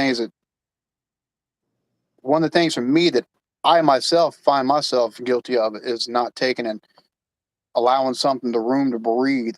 Just doing one video and being like, oh, that didn't get as many views, and I have to force myself to go, okay, this isn't a big enough test. Let me take and do a couple more videos like this, and they don't have to be Mhm. every video like that one, but enough that they see it, and you start seeing, at least if you don't see the consistent views, if you see consistent, plus one sub, plus two subs, something like that, something small as that, well, that's a sign that, well, hey, it's working, Yeah. and it could lead to something bigger later on, whether it be from another pivot and what you learn from that, or something else. Shard I, says, "What's your thoughts about thumbnail branding?" you mean, what do you mean thumbnail branding? You mean kind of like what SF Sniper Wolf does, or you talking about like with Mr. B? That Mm, type of, because there are certain people on YouTube like Mr. Beast. You see a Mr. Beast thumbnail, it's Mr. Beast, like that kind of branding, yeah, or um, that'd be my assumption, or unless he's putting like his emblem or something in there. I don't know. Oh, he said, yeah. Okay. okay, what, to be honest with you, if Well, I think that's a lot important of that that, you're creating an identity for yourself. yeah, Really. what you can also you can create branding in a couple different ways, right? You've got channels where you don't see the person's face at all, so they've got a style of Hmm. thumbnail, right? You see that thumbnail, you take a look down, and they're more than likely they're going to have the most views because if it works, it's going to be copied. It's just how YouTube works. But I definitely think either with your face in a style, or even if you don't have your face on it, but having a stylized type of thumbnail, Yeah.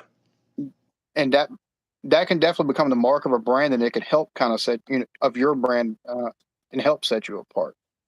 So, Shards, you said, do you think it's ever too late to brand thumbnails? I think that's the whole journey of YouTube in general. So, I mean, I think it takes time to build a brand for your thumbnails.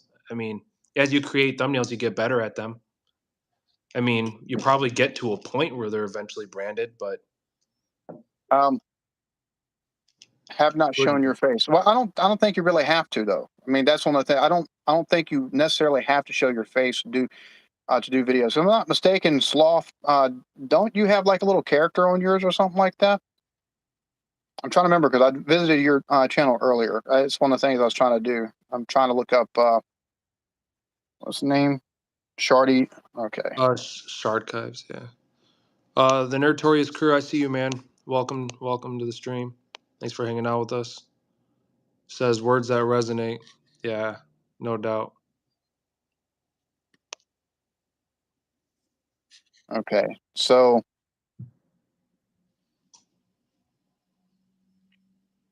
having okay,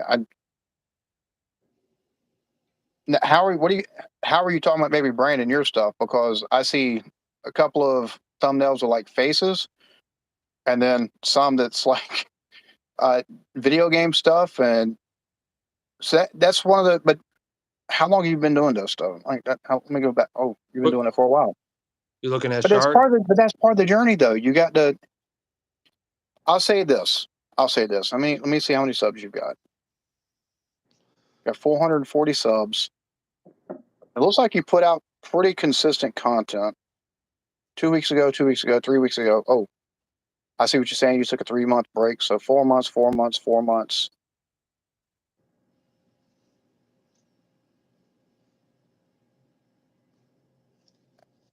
I have a question. How many people watching this take and put out at least a video a week?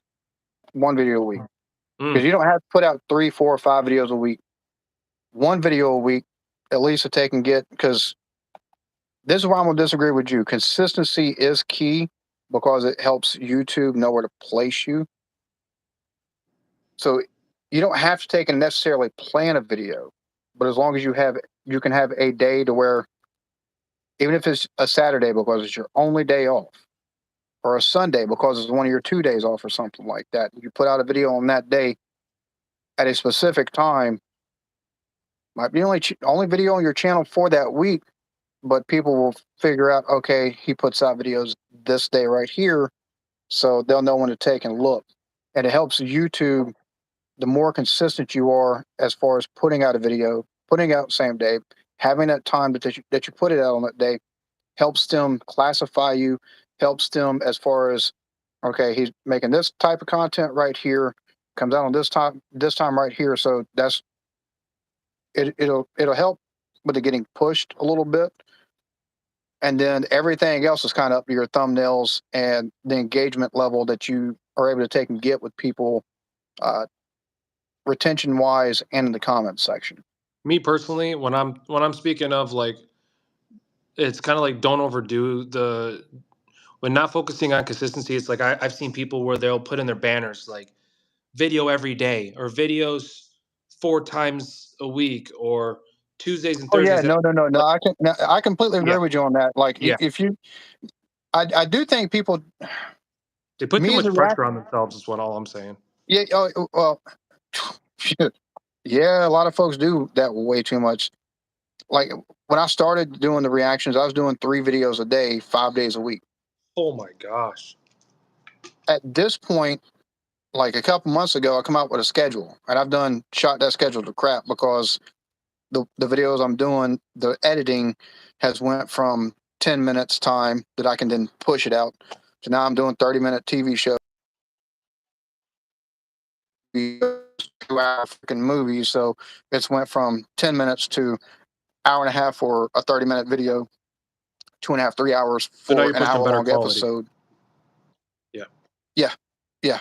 And it's stuff that more people are going to want to see. And I can still, if I want to, throw in on days that I don't have the long form, I can still throw in a comedian clip of like Freddie Starr or somebody like that, or a sketch show or something, throw in a clip of that. And that's still a video, but I'm not stressed to take and put out one of the TV shows or something Right. like that. So yeah, I do agree with Yeah. that. Like, aim for a time, and as long as you take and get it in like an hour or two span of that, people are going to know that's when you take and release those videos.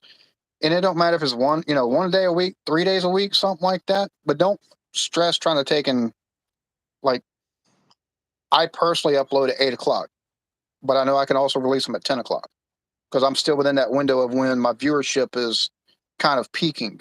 So Me personally. So, and like I used to talk about this stuff a lot. So I'm interested with you being here. So the quality versus quantity conversation. I think quantity is more important. I don't even want to say early on in your journey, but we'll go there. I think early on in your journey, say you're just getting started, you guys are watching this on replay right now or you're hanging out. But I think it's so important quantity because that's your learning phase. And like you said, sir, with the algorithm picking up, as long as you're not making a whole bunch of different types of crazy content, but if you're keeping it relatively the same, like letting the algorithm pick you up, but then also learning from your videos. But if you look in a year from now and you still made a bunch of content and you're still doing the same thing, and your content's still crappy because we all start off with crappy content. I think that's a key thing too. Like start off, make a lot of content and learn from each content, like people are saying in the chat, and then eventually it should turn into quality. You may not have to post as much, like you were saying, and from there, making really good content, putting more work into your editing. If you're not posting at the same time, at the right day, whatever, like people are still going to be drawn to your content. yeah, oh yeah, Yeah, that's what it's I funny think. that the quality thing at this point, I could probably do. I'm still trying to take and put out a video a day, but it's more of because I'm conditioned to it at this point. I had 2 weeks here this last month where I think I put out 3 videos total, and the first video back from getting stuff squared away with my computer, because it had went down, nothing changed. So I know if I need to, I can take a bit of a break. So for me personally, it's just more of a conditioning, and it's something because I'm just used to it.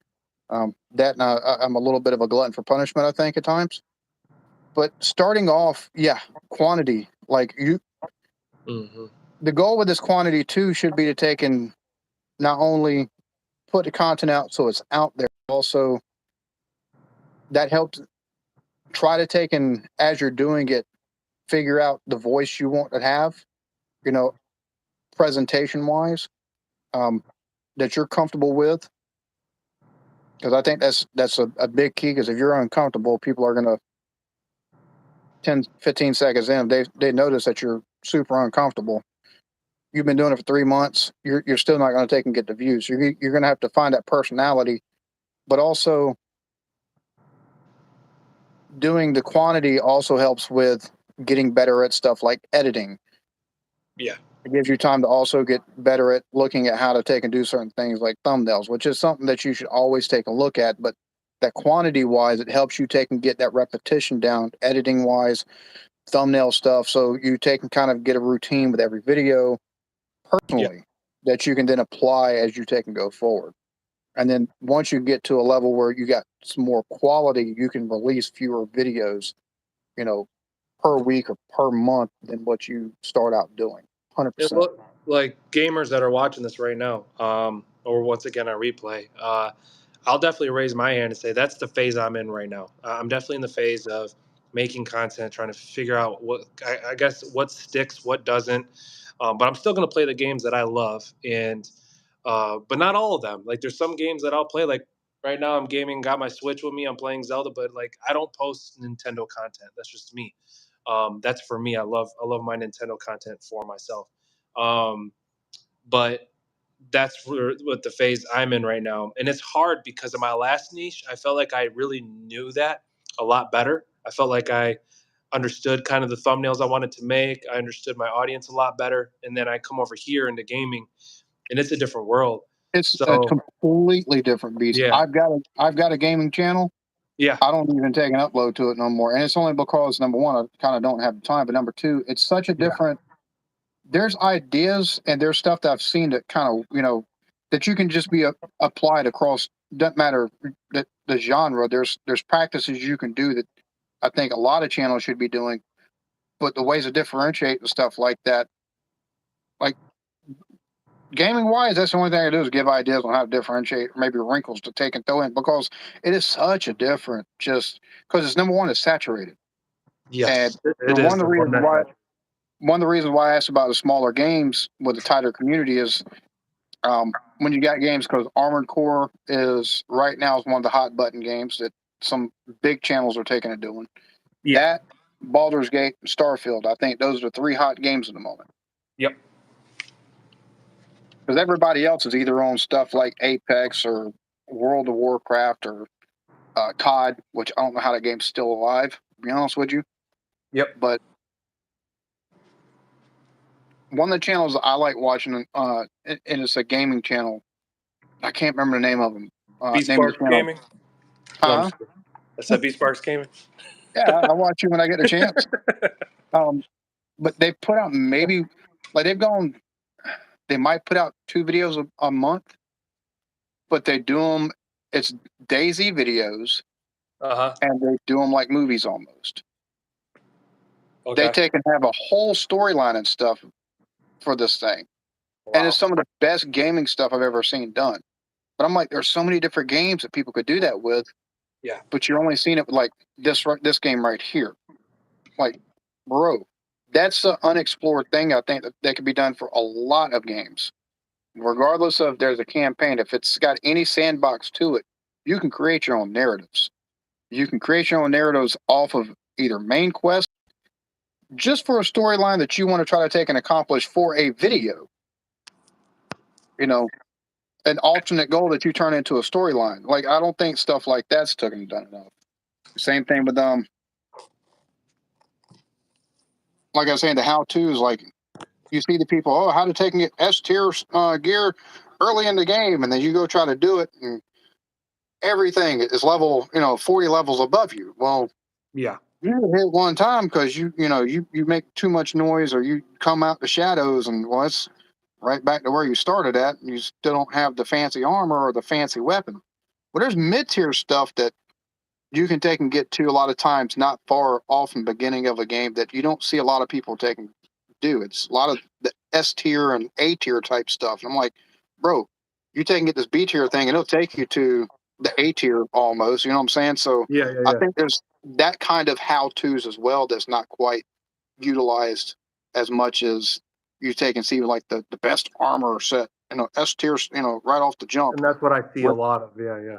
Yeah. So finding that mid level thing that can be gotten, maybe a lot of people don't know about, that's not far from the starting period, or not far off from like the first or second mission. That type of content I think will work well as would work well also, because you so many channels flood with how to get, and a lot of people just taking stealing content. I don't recommend stealing content, but copying what somebody else does as far as gaming is concerned, with finding certain things, if it's going to get views, it'll get you views too. Yeah. And as long as you're not doing copy paste, you know what I'm saying, Yep. you take and do it your way, by all means, because that kind of stuff, because gaming is just, it's so different, and it's so hard to take and grow. So if you do stuff like, I highly recommend doing stuff like that too. But if you can find that mid tier stuff as well, that'll differentiate you from the people finding all the S tier and A tier stuff. You know what I'm saying? And it's stuff like that you take and that you can do. I love that. You know, That's a great tip. That's a great tip. For sure. Because I mean my mind's already working right now with Armored Core. So yeah. because a lot of people haven't beaten New Game Plus. Just a quick example, right? New people haven't beaten New Game Plus, so when they play PvP, everybody's using these coral weapons and these really good weapons, and you just get demolished. It's not until you pretty much beat the New Game Plus, but there's a lot of good stuff within the first playthrough as well. So, and I think this goes for anybody, whatever games you're playing. I think that's a really good tip. Thank you for that. Yeah. Well, I mean, I don't know. I think for me, and one of the reasons why I try to take and I don't care what niche you're in. I don't care if it's gaming. I don't care if it's gardening. Look at what the big channels are doing. Look at your analytics. Also, but look at what big channels are doing, like million plus, 10 million, stuff like that. Yeah. Look what the mid-sized channels are doing.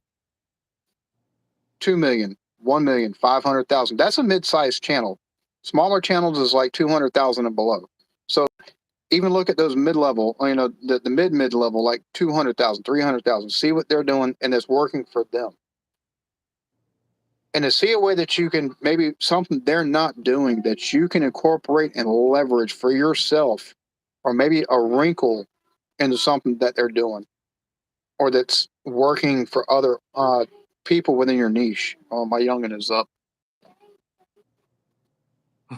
I know all about that, man. You're good. So, but and I don't care. I think stuff like that's important regardless of niche, and it's not just looking at what's working, but trying to figure out that leverage point, because that leverage point, even as a small creator, if you're taking and consistently getting 100, 200 views or something on your videos, or even 20 or 30, views on your video, you start adding in what you think is going to be a leverage point. That 20, 30 views can take and go to 100, 200 views at the drop of a hat, or even 1,000, 2,000. And it's stuff like that. It doesn't matter what niche. If you can find that leverage point or that wrinkle that you can kind of add in, that's going to differentiate you, that's going to take and get more eyes. It's going to take and help with your retention. It's going to take and, as long as you pay attention to your analytics, you realize what's working or what worked. That worked. You know what I'm saying? As long as you realize that and then try to improve upon that as you go forward. The long charger's on the bed. Give me 1 second. Daddy's talking with someone. As long as you continue doing stuff like that and try to improve, that's finding the ways to add a wrinkle, finding a way to leverage stuff that somebody's not doing, finding a way to, add a different twist, doing something completely different with a game that a lot of people watch. That right there is going to be the one way that you add the views, that you grow your community, that eventually you take and get your monetization, because a lot of people move to shorts and stuff like that.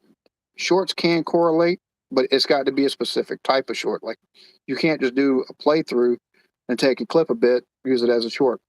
You'd have to take and do like a how-to, shorten it to within a minute, like some key points of that, and tie that back to the long form video. That's how the shorts will take and correlate.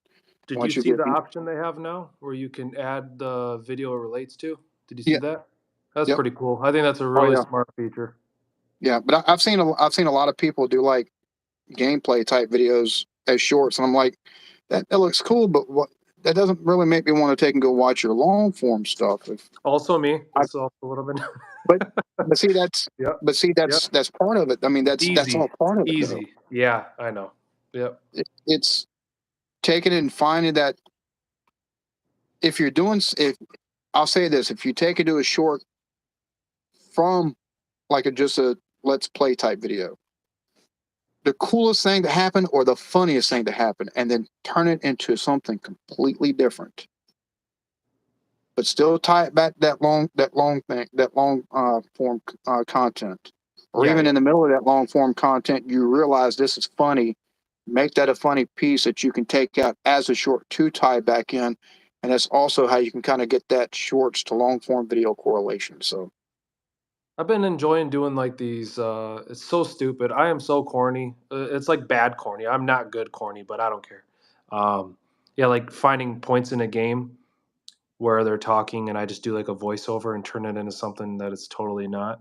I think roast, but it's a lot of even with corny though, Do you have TikTok at all?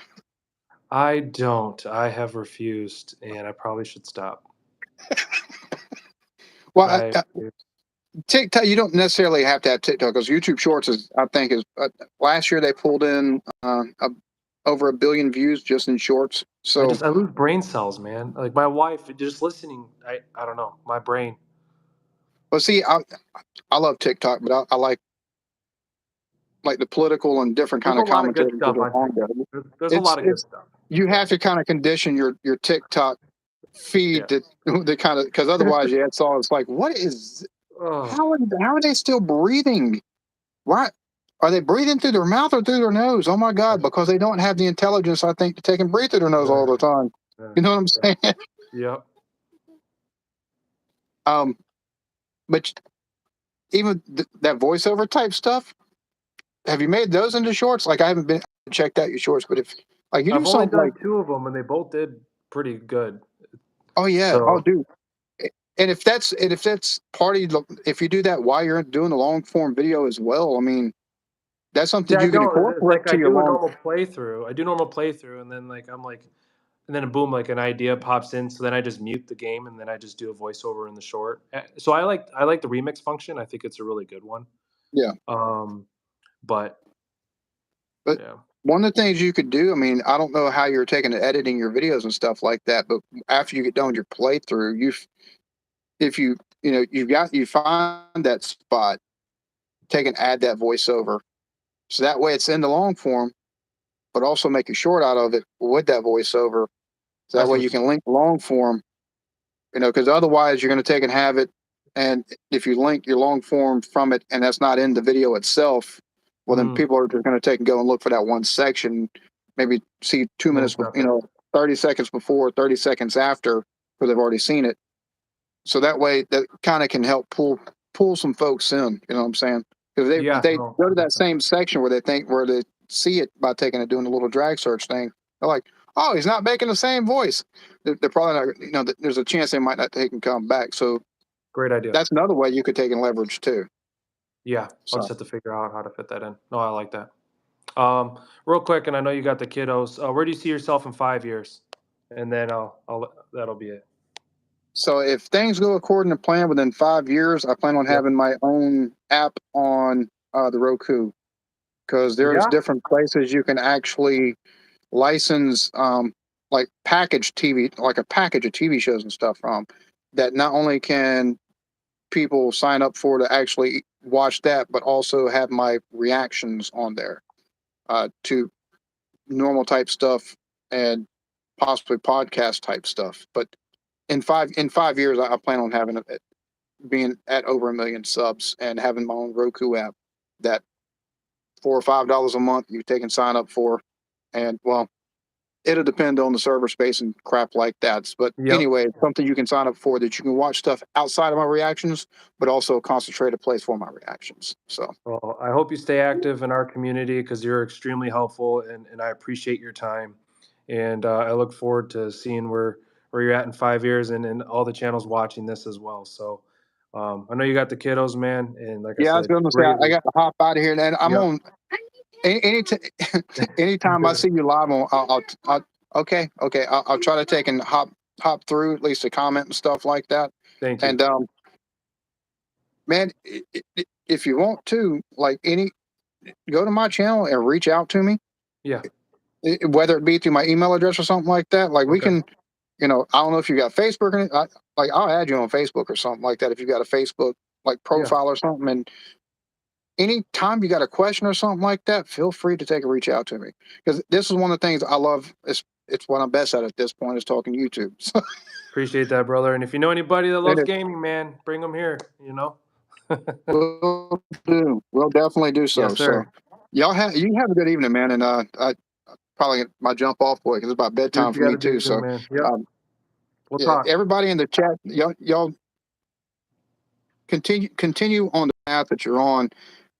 Try it any way you can to improve, and just be good to each other. Love yourselves. So. Love it, man. Love it. Take care, man. Yeah. Later, man. Have a good one. Woo! Hell of a guest, man. Hell of a guest. Wow. I called him the Electric Beard, but he is the Eclectic Beard. That was a fantastic. How you doing, dude? Oh God, this guy. Yeah, I know. Crazy, dude. Had to find a way not to spoil the face reveal, dude. It was crazy. Yeah, hopefully they don't have voice recognition, but either way. It's fine. It's fine. We're good. We're good. We got it all covered up. We're all hidden and we're ready to go. You know A how it monkey is. ninja. I like it. Yeah, exactly. Yeah, it's kind of weird having not be on the computer kind of thing. That's why I was kind of like, yeah, about the whole mobile, because but yeah. So how you been, dude? How you been? It's been a while since I've actually talked to you. Yeah, dude. It's been a minute. It's been a Yeah. minute. Yeah, That we haven't done these hangout things in I don't know. It's been about like what, 2 years? Yeah, dude. Yeah, it's been forever, kind of. Yeah, it really has. But yeah, no. So yeah, YouTube's been going pretty good for me, honestly. I'm glad I did the restart. Since we're actually doing a little collaboration thing here, I actually am working on something with Pat and a few other YouTubers to kind of help people get into collaborations a little bit easier. Cool. I'm actually making a Discord to help people find other people to work with and all that stuff, and even kind of get resources that are a little hard to find, because I'm gonna be honest, sometimes things like that are a little hard to find on here. Yeah. But yeah, I figured this would be a cool place to bring that up, since I haven't really done it anywhere else yet. But yeah, I'll actually probably I've been meaning to message you about that and like kind of fill you in with it and see if you want to be part of it, because I would love to. Yeah, we've kind of got a whole thing, and most of it are gaming creators, so. Okay. I mean, I feel like it could help pretty much anyone who's into that thing. Can anybody join, Lushi? Yes, pretty much anyone can join. We do have we do have terms that we want you to kind of agree to. Yep. But like, they're nothing like crazy bad. There's no sub requirement or anything like that, because that would kind of ruin the whole point of it, I feel. No discrimination, no spam. Yeah, so we didn't really do anything like that. Pretty much the only thing we asked is like you upload at least once a year, and you're open to like constructive criticism. And Perfect. well, me, Pat, and a few other people will review it and let you in if you if you agree to all the terms and stuff. But so if you don't mind, afterwards, send me the link to that. And for everybody that's watching, I'll leave a link to that in the description. So. Yep. Perfect. And so a lot of the cool resources that we wanted to include is a big one is copyright-free music, because that is a really big pain whenever you get copyright claims, like absolutely huge one. So we done a lot of research, found a bunch of things that are copyright-free. We've checked with like game developers to see what musics that you can use that are good to go, like from the devs themselves that own the music. Editing softwares we've used, because some people have trouble figuring out what they want to do with like editing softwares, and they're like, oh, I need to get Premiere Pro, and then they'll spend like $40 a month on something they don't even need. So we found a bunch of free and paid things that we recommend. Artists that we personally use, so like the ones that like make my assets, like my logo and all that stuff, I have that in there. Pat's got some artists in there and all that other stuff. Pretty much I just wanted to make it as loaded with stuff to help people who are just trying to learn to do this stuff as I possibly could. And I think we've done a pretty decent job with that. And actually, he just brought up one of the softwares that I recommend, DaVinci Resolve. Absolutely great software. Recommend it over Premiere Pro even. So it's free. So yeah. So I mean, I've been trying to work with Pat and a few other people to try to get that working, because I feel like that would be a really fun thing to do. And hopefully we plan on doing like little events and all that stuff with each other. And obviously it's open to anyone. You don't have to be a gaming creator to get in. That's just what you'd probably benefit more if you were, because most of the people in there so far are gaming related. Does everybody have to be a ninja like you? No. Okay. Yeah, I mean, you could be a chicken person like Pat. You could be. He is a chicken person. Kind of be whatever, honestly. Yep. Yeah, and that would kind of open up for like people like Shards who were saying that he didn't have anyone to talk to about it. There we go. There's a solution. We got a whole creator community now. Is there limitations to DaVinci Resolve utilizing the free version? There are a few, but I wouldn't say Does that it have there are the any. stamp? Does it No, have the okay, no. okay, okay. There is nothing in there that I would say that you in the paid version that you need as a YouTuber. However, if you do decide to make that jump into the upgrade, it's only like $300 and you keep it for life. That's a good price, actually. Mm-hmm. And people that use the free version, as far as I have noticed, you get every upgrade for free as well. The only thing is you get like certain things that are like you might want to use if you were like making a movie or something, but like if you're making like gaming videos, you're probably not going to need some of it. It's kind of a hit or miss, but I mean, again, if you do feel like that, you can just buy the license forever, unlike Adobe where you had to pay forever. I want to be clear about this. So when I say 300 is a great deal, that doesn't mean I wipe my ass with money, right? Yeah, I exactly. I say that because from somebody who has used Premiere Pro, and you're spending what, $25 a month, I think somewhere it's around 40 there. now. It's like $40 now. It's crazy. Okay, you see my point. So that's Yeah. that's why I say 300. You know, you save your weekly allowance, like whatever my Yeah, wife would because give like me, you and go then from paying like what, nearly that a year to paying it one time and you're just done and you don't have to worry about it ever again. right, So right. honestly, and even then, it's like you don't even have to do it because I mean, DaVinci I use the free version. It's really good. It's very, very solid. You can do pretty much anything you need to. There's keyframing, special effects stuff in there. Yeah, you need to just edit my videos. That'd be cool from here on out. So we'll talk about that offline. You can just Exactly. pick up a new career. No, it's uh, good. Your yeah, content's good, man. I'm proud of you, and you should be too. And I try to make it as best as I can. I aim for the 2 a week. I think it takes me like 3 days to make a video though, so yeah, that's why I kind of like just kind of bounce around with it. It usually takes me about 8 hours to edit my videos, so I mean, that's a long I don't. time. Yeah, That's a I lot. mean, Yeah. I don't think I do anything like super crazy. So I mean, honestly, if I could give anyone advice, once you get to a point of you're getting views, just start working on making your quality a little bit better every time, and you'll get there eventually. I mean, I'm not I doing could take anything. that tip. I'm not doing anything stupid crazy. If I'm being honest with myself, I mean, all I'm doing is recording myself being an idiot for like 2 hours, and then editing it down, and then boom, there we go, perfect. Then we're good. I'm lazy with my editing, man. I'll admit that. In the times, like I was saying to a Eclectic Beard, when I'm not lazy, I do see a difference. Yeah. So, like with me, I can be a little lazy, and it kind of upsets me like the day after. So I try not to do that anymore. I I got to the point where I really enjoy the little minute editing things. Like I'll sit there for hours just tinkering with one little part of the video to make it where I think it's funny enough that other people want to watch it. Because my view is if I don't laugh at it, if I get bored watching it for the first 5 times instead of like the first 500 billion times, it's not good enough, and I'm just like, it'll go bye bye. I scrap a Good lot for of you. stuff. I scrap like metric shit ton of things. Like, oh my gosh, it is insane how much stuff I scrap just to kind of get it out of there because I'm just like, it's not good. Let me ask you a question.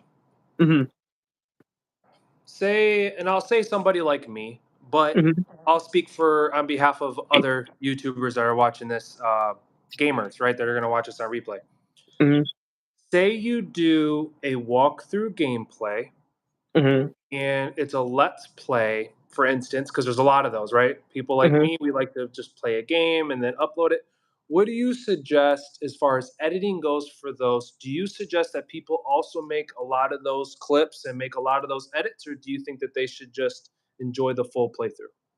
I think it really depends on the game. And I say that in the fact of if it's more of a serious tone game, I think it would be a little bit off-putting if you like put over the top stuff in there like I do.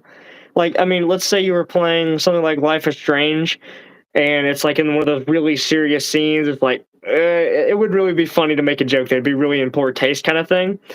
But if it's like, I don't know, you're like playing with The Walking Dead, and you're going through just trying to be an asshole the entire playthrough, then I feel like go crazy with the edits. Make it as shit posty as you possibly could, because stuff like that, it just kind of adds to it. I feel so like if you're going through like Elden Ring, edit it a lot. I would go through there and just pump it full of stupid stuff and make it as TikTok minded, I guess it would be the word I would use nowadays, to kind of make it where retention rate is there. But if it's something like, just more slow pace, try to keep it in that pace, but you can still add to it with subtle things. Like music is a big one. Music is a really big thing for retention, I've come to learn. If you can get music to kind of fill in the gaps where it's like a little but like you can kind of get a reaction out of someone with it, it's really good. Or sound effects, even if like it's like a normal game and it's like not something you want to be super funny, you could still add a sound effect in there to kind of enhance what they're trying to show in the game.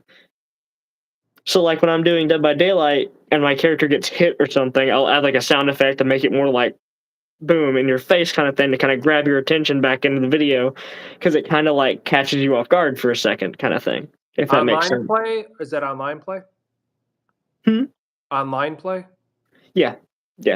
And I think that's another thing too. I think that's a great opportunity. That's something I've been just kind of thinking about as I've been talking today. And I think online play is a great opportunity to make short edits and gravitate to keep people's attention. Yeah, and like me and Pat, who's now in the chat. Hi, Pat. What's up, Welcome. Pat? Me and him played some Stardew Valley, and that's more of a slow-paced game.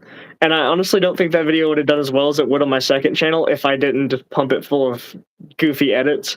Because it's one of those times like where the gameplay is like really slow, so you kind of have to add a little bit to it with either your really goofy commentary or something like that. But that is one thing that I will say is probably the biggest part is your personality. For retention, if you want to get that good, just be talkative. I'm a talkative person when I play games, so it's just kind of I talk all the time. Yeah, I talk all the time, dude. Holy, wow! I know, crazy. It's insane. Wow. Yeah, no, and then thumbnails. I at this point, I just ignore the search stuff because it doesn't do anything anymore. Like search is, in my opinion, just kind of dookie now. If that makes sense. Yeah. Like, obviously, it's important to kind of care about it, but like, I would say definitely prioritize a reaction more in the thumbnail and title kind of thing. And I know, Pat, you're one to talk to. Pat wants to know. I don't think we can see it anymore. He wants to know if he's a real chicken. He doesn't know if he is or not. Is Pat a real chicken, or is he a chicken man? I think he's evolved into Chicken Man at this point. Chicken Man. Okay. Yeah. I think he's past the level of just normal chicken at this point in time. Yeah. Okay. Yeah. As well as a Tyson chicken. Yeah, like the Frozen type too, because he's so cool. Oh yeah, and yeah, Pat, there you go. I told them about the whole our little group thing that we're working on. So yeah.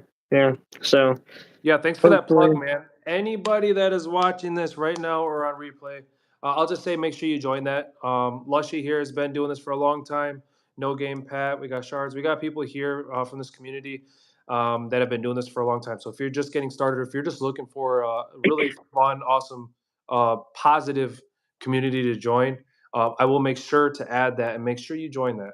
So yeah. And it's also a really good idea to get in now while we're actively looking for people to get in. So that way you can just go ahead and get on in instead of having to be on a huge waiting thing eventually. Because you don't want to get bogged up in there whenever everyone just storms in, because that's totally going to happen, right? Right? Man, you really know your Discord too. Just saying.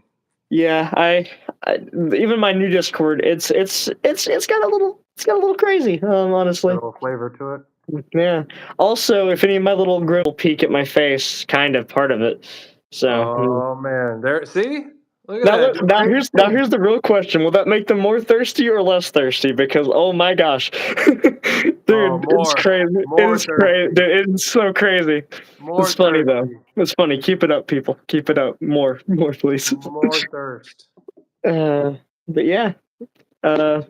that's pretty much what I've been up to. Just kind of whole getting the channel going and then starting that little side project. Dude, that's awesome. That's Mhm. really awesome, and following your passion too, and you stuck with it, and that's one of my favorite things. Because you're definitely one of them that could have just been like, no, I'm good. Yeah, no, I'm having the time of my life now. It's awesome. I've been enjoying playing Dead by Daylight again, just going through and just kind of being just me. I've kind of stopped watching other Dead by Daylight creators, so I don't even like think about what they're doing at this point. So I just kind of do it, and I've kind of got my own little creator circle that I've fallen into. Yep.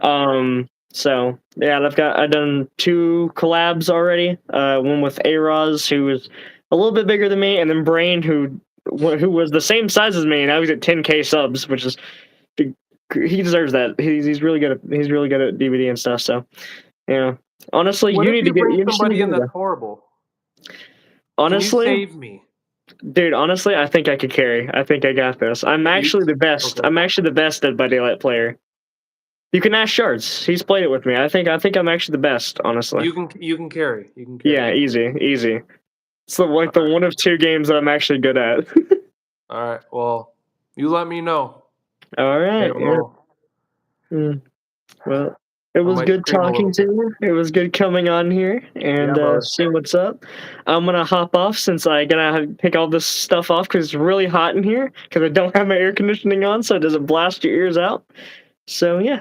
Yeah. Thanks for joining in, man. And I know you're feeling the heat because you're live on the channel right now. Yeah, Things I are getting know. hot in here. We got It's the crazy. partial reveal. Yeah, I'm I sweating. know. You got me sweating. The makeup's Dude, I coming off, know. man.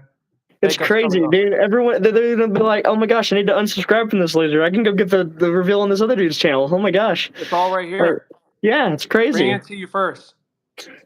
Exactly. All right, brother. Now Hey, I can milk this for 1,000. I'll be like, I'll just do this again for 1,000, easy.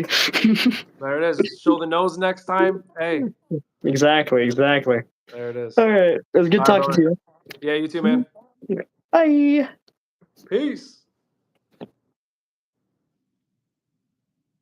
It's my boy Lushy. Hey, this is great, man. I'm having a ball. I'm really enjoying this. Once again, if you guys are too, make sure you smash that like if you're watching this on replay. If you're with us in the chat, and let me see here. I want to make sure that we're followed up on our chat. ADD kicks in, man.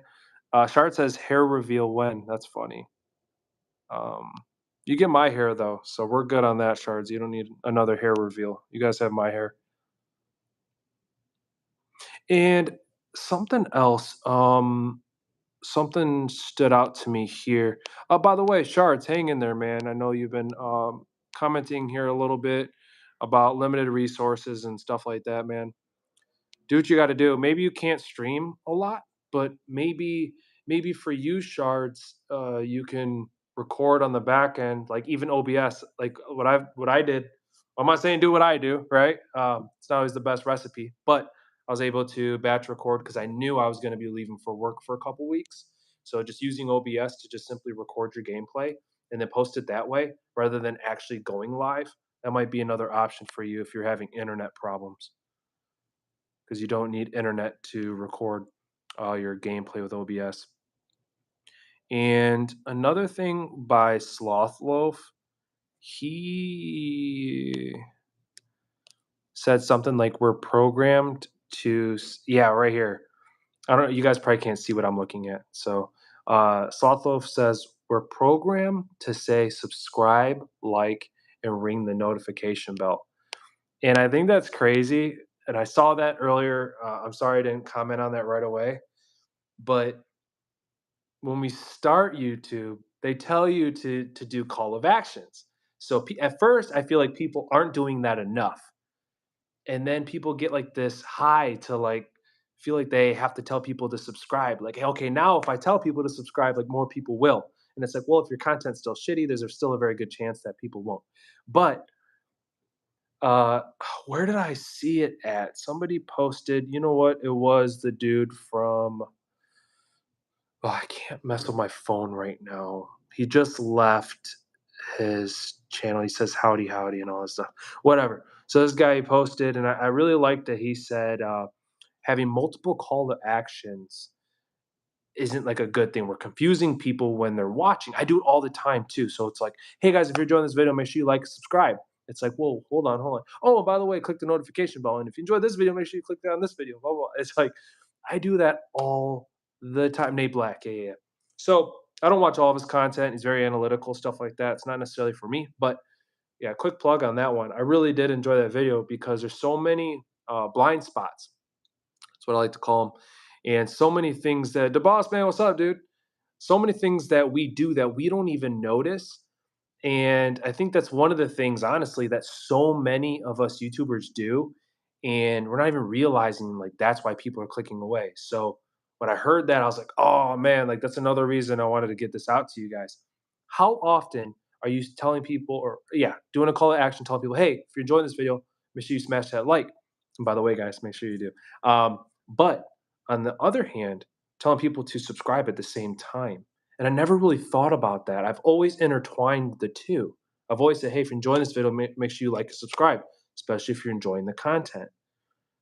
And I think it's important to note that try to separate them. And I think that's something that I would like to do in the future. Just saying, hey, maybe something crazy happens, or maybe it's some type of segue that I can ask people, or I'll tell people, right, this is a great moment. Make sure if you're enjoying this video, make sure you smash that like, and then maybe later on saying to subscribe. But I don't know. I wanted to just place that in all your guys' minds, and you guys can run with it however you like. But I never really thought about the fact that I'm doing multiple call of actions at the same time. I do it all the time. So not too many things that I watch from YouTube gurus or whatever that really resonate with me, because a lot of it, like I said, is rinse and repeat, and that's what most YouTubers do in general. So I'm not just dogging them, but a lot of times it's the same stuff. And especially the way that YouTube is changing so much, I think the best thing that we can do is be ourselves, love what we do, keep posting content, focus on the quantity. Eventually, you'll get better and the quality will get there. Eclectic Beard shared way too much knowledge than we deserve, to be honest with you. There are so many hidden gems. I will be watching this again on replay, just so I can make sure that I'm getting as much as I can from somebody who has been doing this for so long, and he's not even in our niche. And I think that's the best part, how many creators can come together even outside of the niche. But this video is specific for gamers. So if you are a gamer, you're a YouTuber, you're an influencer, whatever you want to call yourself, bedazzle them with your name. I just want to tell you that it's not going to be easy. I do not find this to be easy, but I freaking love gaming. And there's going to be months, there's going to be times I'm probably even deployed and I can't make content, but it is what it is. If I can be there and make content, I will. And I know all of us in this community as a collective, we're all going to continue to get better. And you guys can be like Lushi, who was on here earlier, who completely just started a new channel and then followed his passion. And now it doesn't show his face. And you can see even the difference in him focusing so much on his editing skills and focusing what he learned from his last channel to his new one. All this other good stuff, man. This stream went way better than, than I was expecting, man. I swear to God, I thought I was gonna be on here talking to myself, dude. Crazy. Collective Beard says, "See if you see a decrease in subs by not doing a call to action for the like and subscribe. Doing it is a psychological thing, reinforcement wise. That at this point is like, what's up, YouTube, to viewer. See if you see a decrease in subs by not doing a call to action for the like and subscribe. Doing it is a psychological thing, reinforcement wise, that at this point is like, what's up, YouTube, to the viewer. So there's a good chance viewers are expecting it and potentially steered away, is maybe what I'm gaining from that Eclectic Beard. But it's, yeah. I think if we're gonna, I love in videos. I do like it when people are like I said, they segue into the like or into the subscribe. Maybe a scene happens, or whatever it is, or maybe like they are doing a review of something or whatever, and they're like, man, I really like this part of it, and I'm sure you do too. So don't make sure you smash that like. So I like the segue to likes and to subscribe. Once again, Mr. Beast is the all master at it. But if not, I think us being lazy or myself being lazy and just saying, hey, make sure you like and subscribe if you're enjoying this. I don't know. I don't know. But I think that's a good test to try to not do it. That's gonna be hard. That's gonna be so hard to say to not say like and subscribe, dude. Yeah. I think for many viewers at this point, it's like background noise. Mm, mm, mm, mm. Very interesting. Now I know there are times that I'll watch videos, especially live streams, and I'm just not thinking about smashing the like button. I'm really not. And these are people I watch consistently, right? And they're like, "Hey, smash that like, blah blah." I'm like, "Oh crap, yeah, the heck, do it!" Or, "Hey, we're almost at 1,000 likes. Make sure you." I'm like, "Yeah, yeah, yeah." So I do see the point there, but I don't know. I think it's worth the experiment though. I think for many viewers at this point, yeah. I'm gonna be doing videos again in a couple weeks on YouTube again. The boss man, cool, cool. And you've been on another platform, right? Are you gonna be doing both? Or are you moving back to YouTube? Shards, I half want to join so I can drop my cam again. Laugh aloud, totally not repeating the past. Dude, that was hilarious. What did you do, Shards? Didn't you like fall off your chair or some shit? I remember it. It was like one of the funniest moments, dude. That was insane. What time is it? Uh-huh. Well, I think it is about that time. So I'm not going to tell you guys to like or subscribe if you are new here and if you enjoyed the stream. I'm not going to do that. Psychological thing. We're going to test it. I had a lot of fun, man. Yeah. Thank you. Thank you, Eclectic Beard, for joining Lushy. Let's go ahead and name everybody else. Shards, the boss man popping in last minute. Appreciate that, man. It looks like you've actually been here for a little bit. I'm just a little late. We had Notorious Crew, No Game Pat. He loves to make an entrance randomly. I love it. We did have Sloth Loaf join in.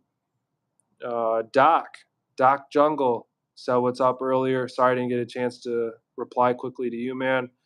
Thank you for joining in. Let's see. This is the fun part about being a smaller YouTube channel because I can do things like this. And I think that, and Landshark Picker. That's right. He was with us too. Landshark Picker, been hanging out with us for a long time on this channel. Appreciate your continued support. Do you watch Lushy or my channel? I want to join Yeah, so make sure you guys are checking out Shards. Make sure you're checking out the boss man. Like I said, when this stream ends, I want you guys to go straight to the comments. Once again, your call to action, what your channel is, what people can get out of your channel, and if you're looking to collab with others. I think that's the main thing. So it doesn't just have to be people from this chat. It's people watch this on replay. This is for you. I hope you learned something. I am going to continue to grow. I am not a YouTube guru. I'm not. I have so much to learn from, and that's why I also want to join in on this community, join you guys as gamers, and learn from you all and grow together, right? Sub for sub does not work, guys. That shit is out the door. It does not work. You do not want your grandma, your auntie, and uncle to subscribe to your channel because they're never going to watch this stuff. We got to learn from each other and learn how to make the most out of YouTube, especially if you want to do this long term. Peace, love, all that other good stuff, guys. Thank you for joining in. See you in the next one. Peace.